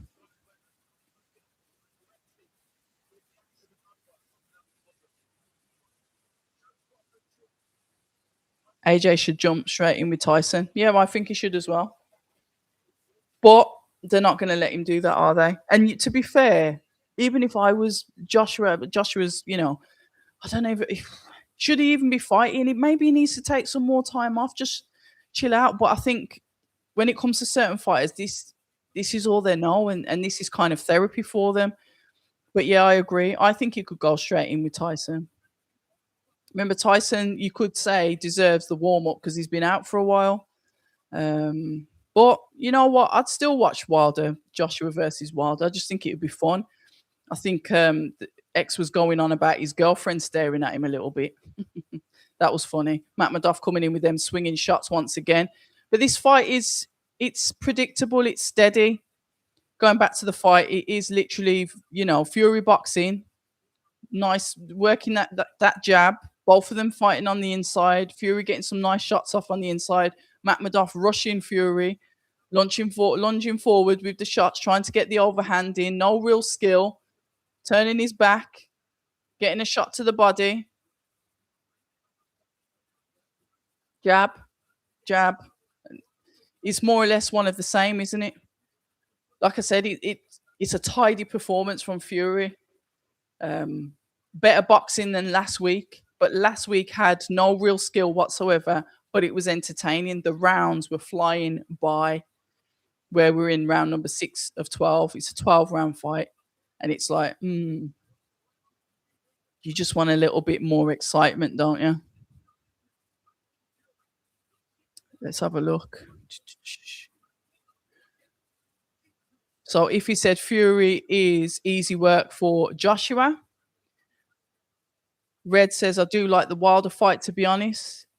It closes an error. I think it does. If you said MakhMudov looks tired, he's been tired from like round 3. Already like bros, there's 6 rounds left. Imagine you're that tired and you just think, you go back into the corner, you're like, yeah, we're in round like 10, right?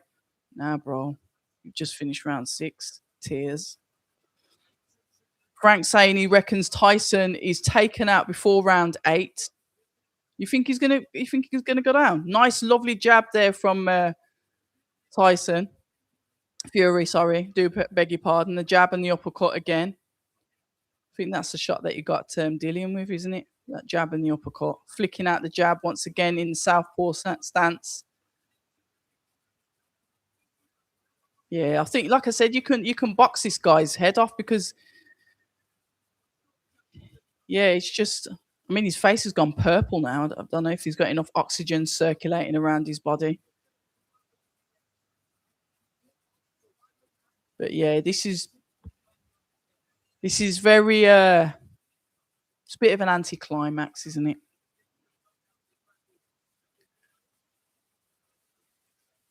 So if he's saying late stoppage for Fury, in my opinion, but thought points win, McMurdoff looks tired, plus Fury's body work is getting to him. They're not. You, you're doing your head movement and it's good. What head movement? What head movement? I haven't really seen McMurdoff do any head movement. I've just seen him like run and lunge into Fury, hoping to get him with that knockout shot. Yeah, definitely. 478. Honey versus Clark was fight of the night, 100%. To be fair, the Progra, if you think, say, Progra is 100% fit, there's nothing wrong with him. That Progra fight was good with Conor Ben as well. I'd say that those two fights are good. Obviously, Riatpaw and TKV that got messy, but then Riatpaw got the stoppage. So I've liked the four fights. It's just this one. It's just like, oh, I want someone to like try and turn the screw to potentially try and get a stoppage, but then I'd understand why Fury wants to just get the rounds in. Get dust the cobwebs off. Still box, but get the cobwebs. Let's have a look. Ziriab says McMurdoff has a tick where he shakes his neck. I wonder if he's on the spectrum or just injured. Good point. Habits that people do, don't they? If he said Honey and Clark was the only competitive fight, the rest seemed one-sided. Yeah. Did you think the Progra one seemed one-sided? I didn't think that seemed one-sided at all. I thought that was quite competitive. I thought that was a really competitive fight. I enjoyed that fight, like I said. But should it have gone that way? That's a nice overhand right there from MakhMudov once again with Fury on the ropes. MakhMudov has he just literally goes swinging in, but then there's nothing, there's no reset. He just stays there. It's like he can't finish. Pause. I was going to say it's like he can't finish the job off. That's not a pause comment, is it? Body shot, body shot. This is the inside work from Fury. As MakhMudov as well, they've got each other in the clinch. Nice body shot there. The ref didn't really need to separate them. Southpaw jab from Fury going back into orthodox jab as he jumps in. MakhMudov catches him with a cheeky left as Fury comes in. He's on the ropes. Both guys are in the clinch. Zalfa Barrett does the same thing. He does this when he resets. He does the same thing with his neck when you're talking about that. Some people just do stuff. Once again, MakhMudov just goes in swinging. But it's like,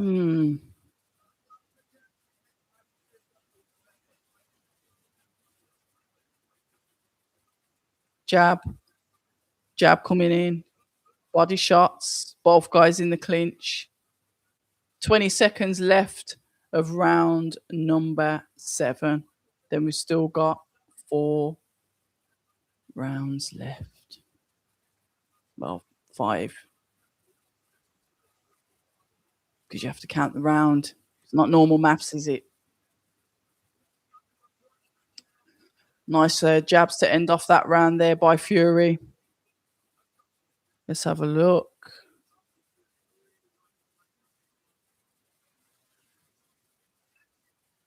Progra was one of... hold on.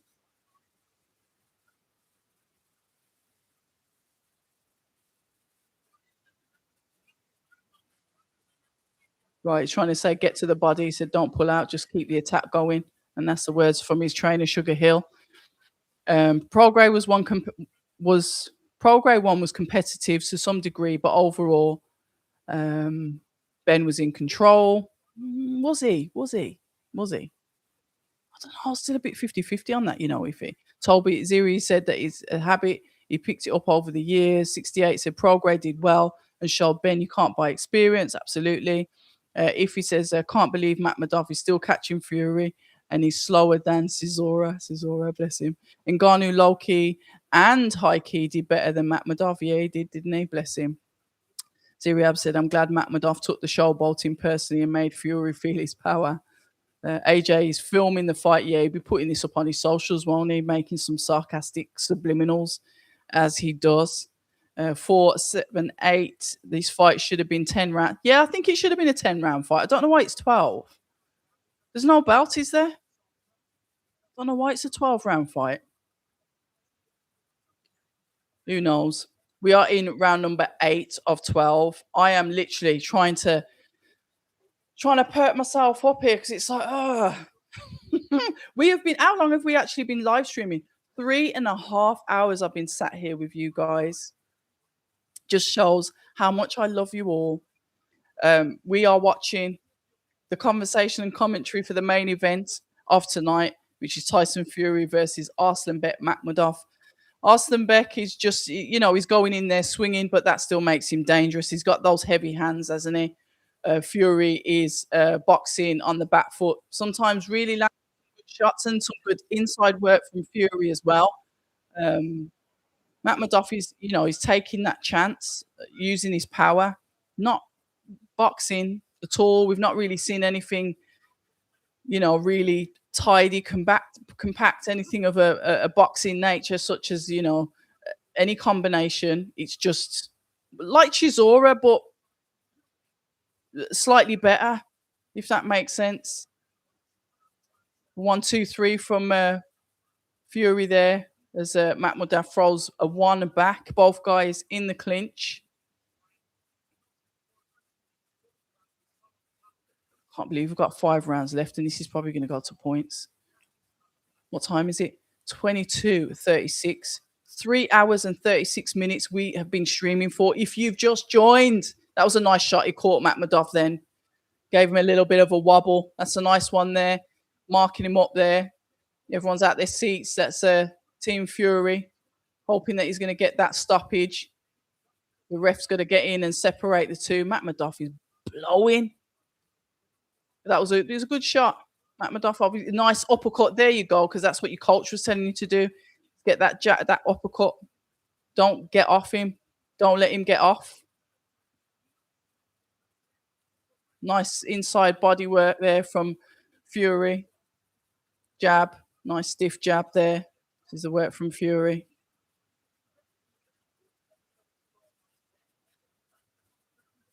Got 10 seconds left of this round. And we'll be going into round number 9 of this 12-round fight. I thought it should have been a 10-round fight, to be fair. Let's have a look.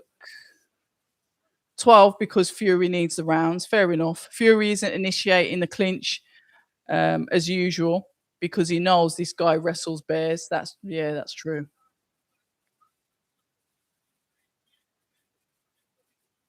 I think he's trying to say stop delaying with your punches. Work to the body. That was a nice, sweet shot to the head, that was. I do like to see shots like that when they land clean and you just see the head twist. It's even better when blood and stuff's flying out of the mouths or the noses of the fighters as well.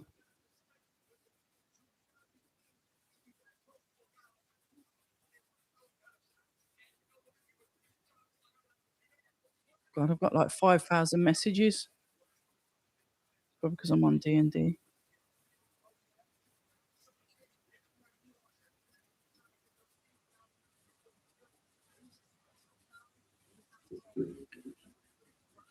Round number 9 of 12. I really think this is going to go the distance. Right. If he wants a stoppage, he should target the body. If who wants a stoppage? Fury.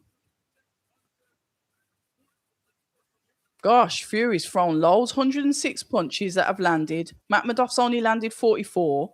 Fury's thrown 278 in total. And Makhmudov has thrown like 100 and odd. Wow. Punch stats are crazy. Call me Abs, Frank.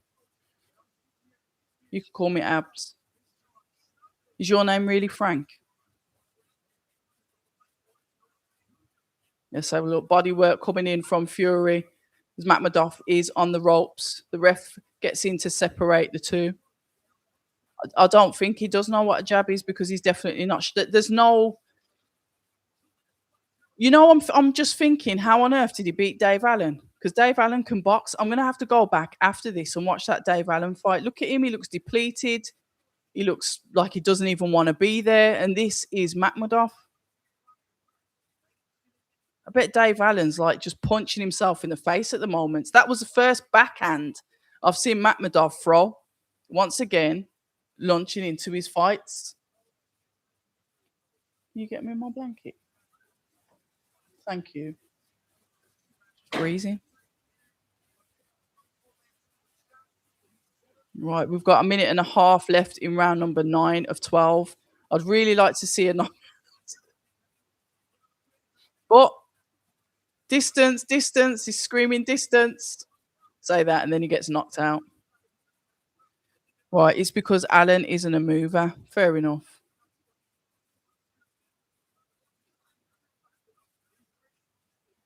Overhand from McMurdoch. Thank you.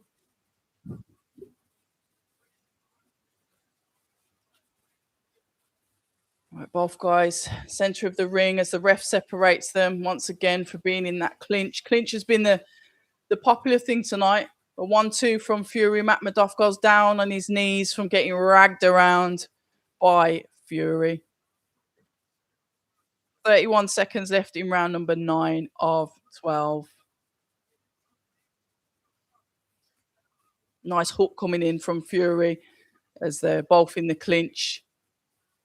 Considering his levers are so long, he really is able to like just crunch those arms up and throw those short hooks that are effective when he's in the clinch. And this is what I'm talking about, Fury. It lands clean.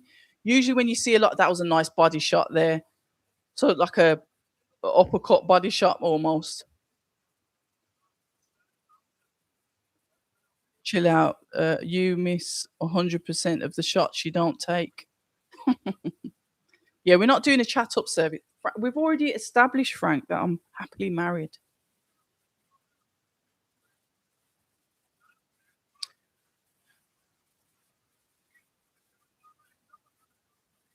You're beating him on the jump already. Don't wait for him to jump on you. Play it smart. Beat him from the get go. This is the words that's coming in from Sugar to Fury. So much better with one voice in the corner. So you can just listen to what he's saying and focus. Oh, that was a nice uppercut. That was. He's a gum shield dropout. Yeah.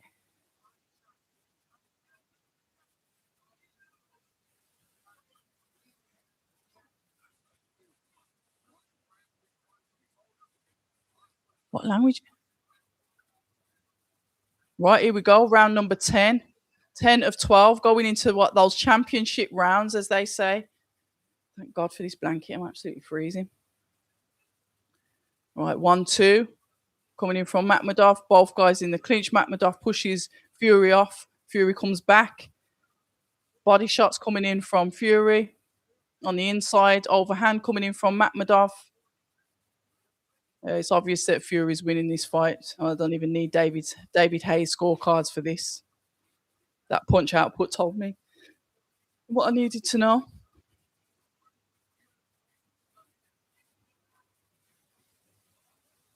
Both guys in the clinch once again. No punches being thrown.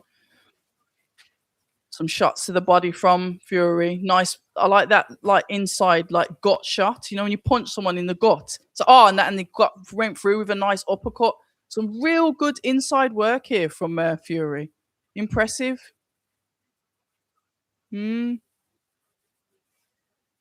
But McMurdoch, there's just nothing. So McMurdoch is clearly breathing extremely heavy for his mouthpiece to continuously be dropping out. It's not a good sign. Because if you think about it, your teeth are gritted and you are breathing through your nose. 1 minute 44 left in round number 10 of 12.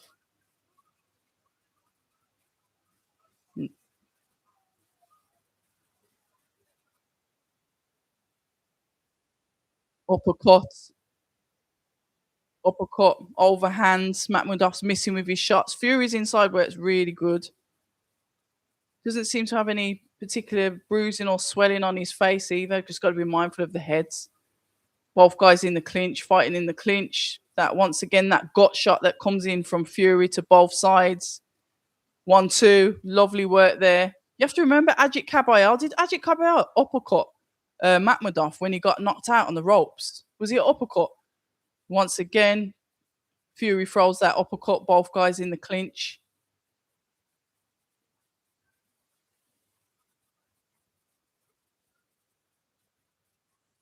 Let's have a look. Jab as Fury leads in, goes in once again for the body work. The guys in the clinch, but working out of the clinch. All right, the ref gets in. Don't know what he had a word with McMahon then for. But yeah, I think that uppercut really does work from Fury. There we go again. The jab and the uppercut. Switching from orthodox to southpaw. McMahon throws that overhand. What's he doing on the floor? He's exhausted, isn't he? He's exhausted, he is. I think he might be pushed down, but I think he's exhausted. We've got last 10 seconds left in round number 10 of this 12-round fight. Both of them swinging. Once again in the clinch. Fury fighting quite well in the clinch. Separates that uppercut, that gut shot that he does. Oh, I'm going to have to try that one on the pads. That's sweet, that is. You only punch someone in the gut. Anyway. Right, this is why Tyson isn't selling out stadiums anymore, getting a bit boring. And this is from 68. Pity it's not over, 10. Yeah, I do agree. It should have been a 10-round fight. He's woke up a bit there. King Dale Clark, the Russian, never skips neck day, clearly. He's got them kettlebells with a towel in it, lifting up like 32 kgs. Oh, that looked wrong for me to do that online. Don't clip it.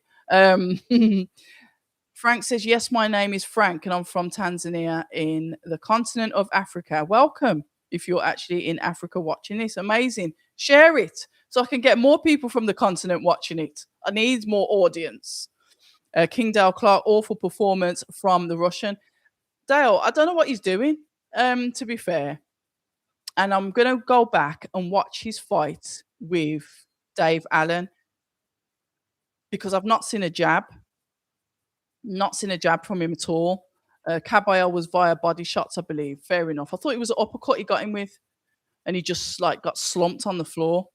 So it was body shots by Kabayel. All right, the two of you are saying the same thing. Where am I getting uppercut? The uppercuts was Zhang, wasn't it? He kept on rooting Zhang with that uppercut, didn't he?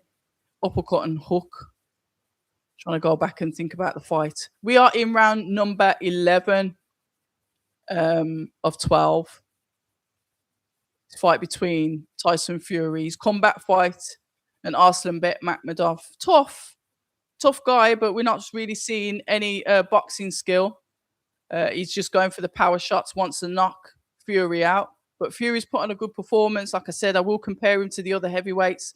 The two of them that he boxed were fighting each other last week. And albeit it was entertaining, we didn't see the skill. So Fury's definitely still got it. Makhmudov, did he test him? No. It was that come out of retirement fight, I guess. So is he going to fight Anthony Joshua next? That's what we all want to know. That's what we've been asking for about 10 years. But we don't know, do we? Anthony Joshua is potentially going into a warm-up fight with Deontay Wilder after his win with Chisora. But like I said, we will have to see what happens. Boxing is ever changing. There's always something going on. And when you think one topic is hot, you turn around and something else happens as well.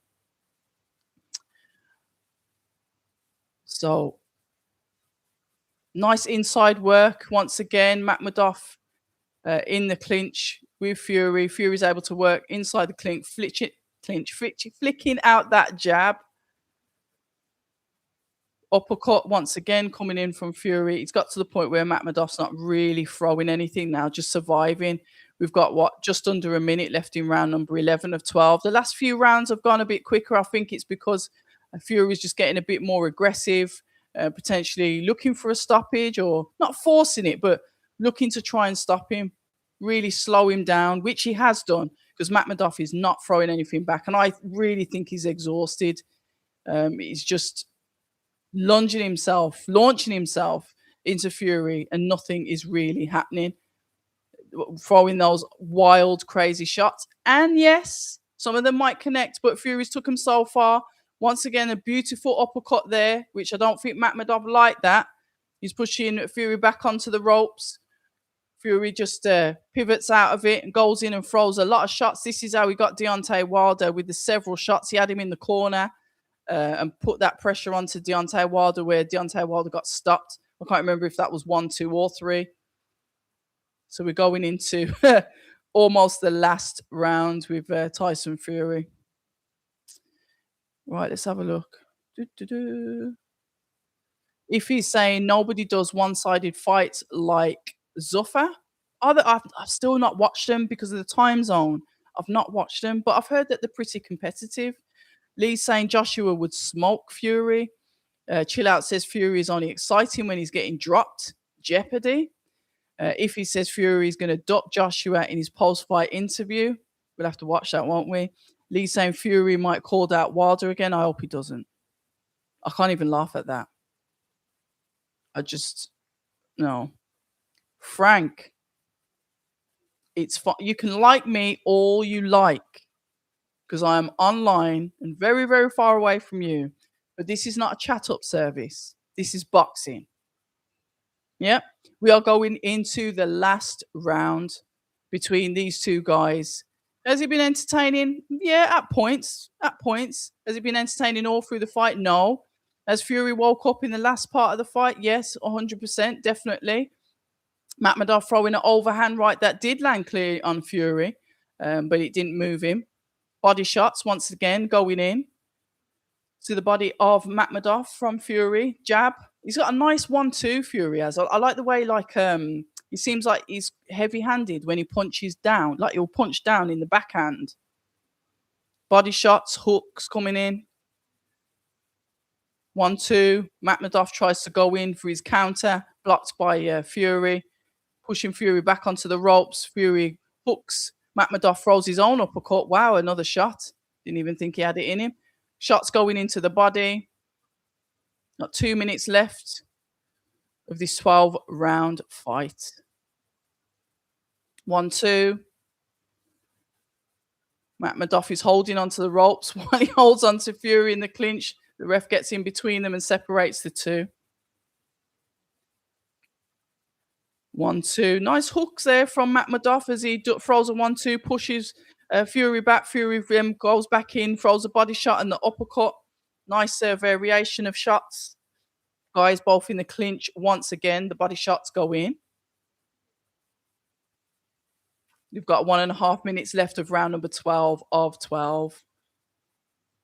1-2. 1-2 coming back from McMov. Fury manages to circle off the ropes. Overhand. 1-2 comes in with the overhand with McMov that misses. Uppercut.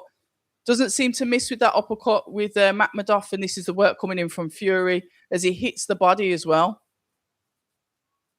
1-2 from McMov. Oh, sweet hook that was from Fury. I like the way he's able to just get off the ropes. Nice hooks coming in, jabbed, and the hooks coming in from Fury. Got 45 seconds left now in round number 12 of 12.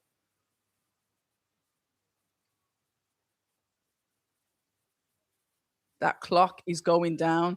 We're just going to touch 30 seconds shortly. Left in round number 12 of 12.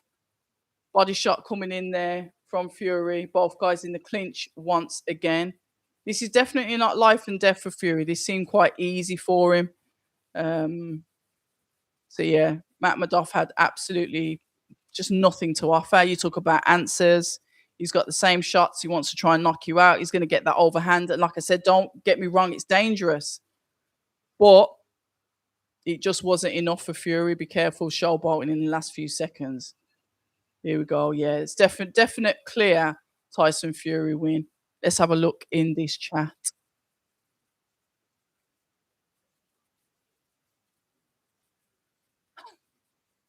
He's in the chat. Oh, you mean Zofar promoting this card? Okay, yeah. Oh, fair enough. If he says McMudov corner should throw in the towel, yeah. I mean, He was tired, he was exhausted, but yeah, they ain't gonna do that. They want their payday, don't they? Christopher said, "Hi, October. My stick just died." Well, thanks for that. Thanks for treating me as second best because your stick died. Let's hope it doesn't die too often. King says the Russian has showed a chin, if nothing else. Yeah, true. True. Can't argue with that. 478 says Regis says that he's retiring. That was his last fight. He said that before, didn't he? Didn't he say that after Jack Catterall? But you know what? Fair play to him. I hope he got paid well. He got all the way through the rounds, didn't he? If he said McMudov trying to uppercut in the 12th round, this guy is a troll. Where was that before? Flash says this is McMudov that already got stopped by Guido Caballel. Fury should have stopped him already. I thought he was going to stop him at one point, but then when it gets to a certain amount of rounds, I think, nah, this is going to carry on all the way through the fight. Chill out says a prayer for Makhmudov. Flash says I'm not impressed. AJ, Daniel, Fabio, Caballel all smokes him. Fury should have stayed retired. 68 DG said Gold Star are the promoters. Fair enough. King said, may I ask, did you know the boxer Edwin Valero? Apologies, no. Not unless I Google his face and recognize it, but no, sorry. Who's won? I'm going to say Tyson Fury, Rafina. I'm going to say it's Tyson Fury. Oh, he was your favorite. Okay. I'll have a look. Fury won to the rounds, in my opinion. I think he likes Makhmudov, so took it easy. Yeah. Do you really want to do that? Taking it easy. It's like, just go and get him out of there. If you can get someone out of there, get him out of there. You know. Oh, they're just right. He's telling Anthony Joshua to get in the ring. Go in the ring. Anthony Joshua goes, nah, it's your moment. Shut up, man. I want to hear what they're saying, not you. Shut up.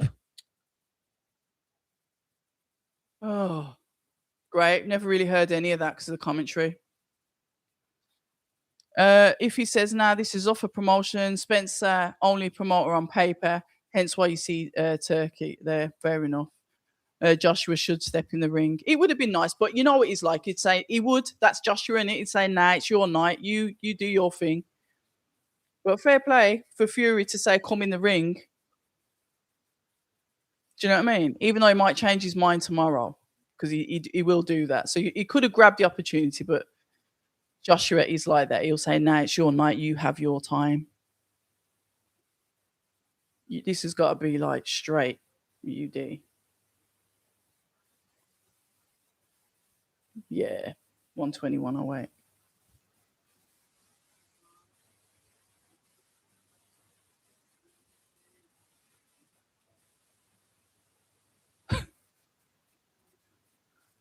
Yeah. Congratulations. Well win.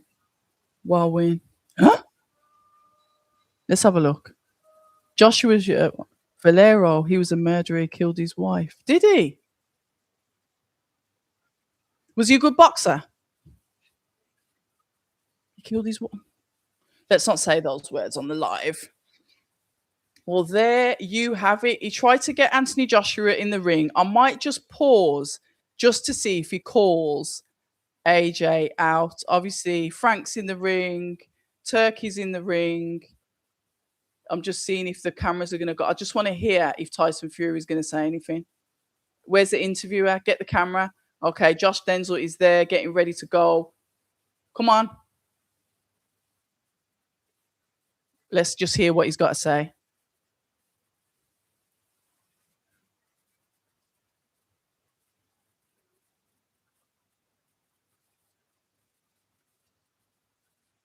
So what is it?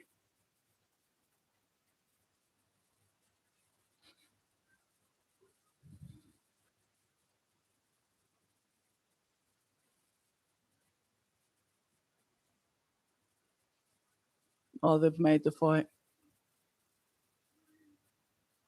They've made the fight then.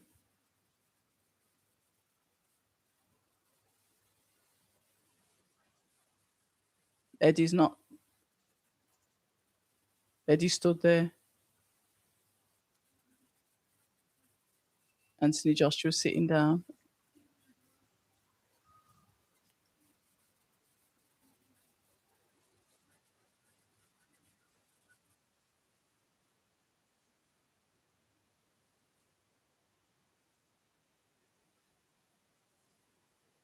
Here we go.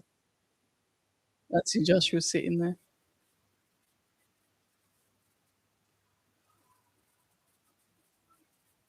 We've wanted this for ages. I know what he's thinking. He's just sitting there thinking, you said this before. It's just, he's not falling for it. He's like, yeah, yeah. When the contract's signed, when it's all done, yeah, he's not having it. Look at his face.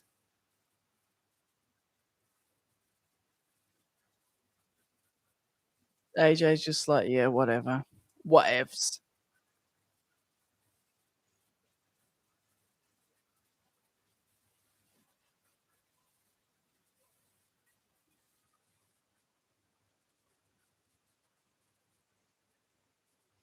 Ooh. Do you want it or not?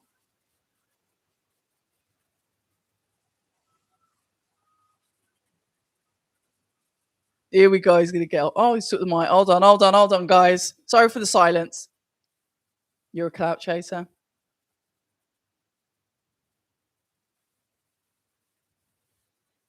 Tyson.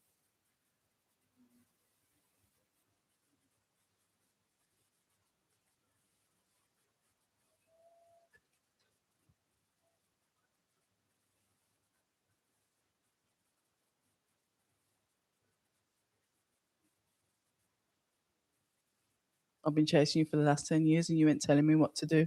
When you're ready, you come and see me and tell me your terms and conditions, and I'll have you in the ring.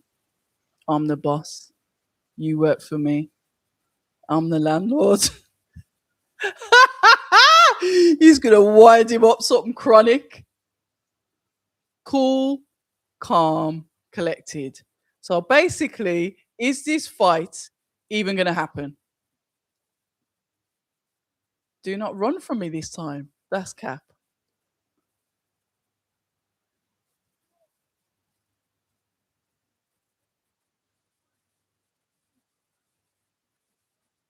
Yeah. All right. Is it going to happen? Who knows? Thank you to each and every single one of you that joined in the live tonight. I enjoyed your company. I enjoyed the chat. I enjoyed the conversation. You know how it is. You know how we do. I'm not sure if this fight is even going to happen, but we are here. Listen, you know what it is. You know what? In fact, let me tell you what I'm doing next week. Press conference next week, potentially two press conferences next week. Obviously, you know the Liverpool fight's on. I'll be back here on Saturday night to do another watch along for the Liverpool fight. I might only do like the last two fights for that because I was probably only going to do three anyway. So next week there will be a short watch along. What I will say, like I said, thank you to all of you that have joined. I appreciate you so much. Enjoy the rest of your weekend. Take care of yourself. And you know what we say at October Red? We say stay ready. Au revoir.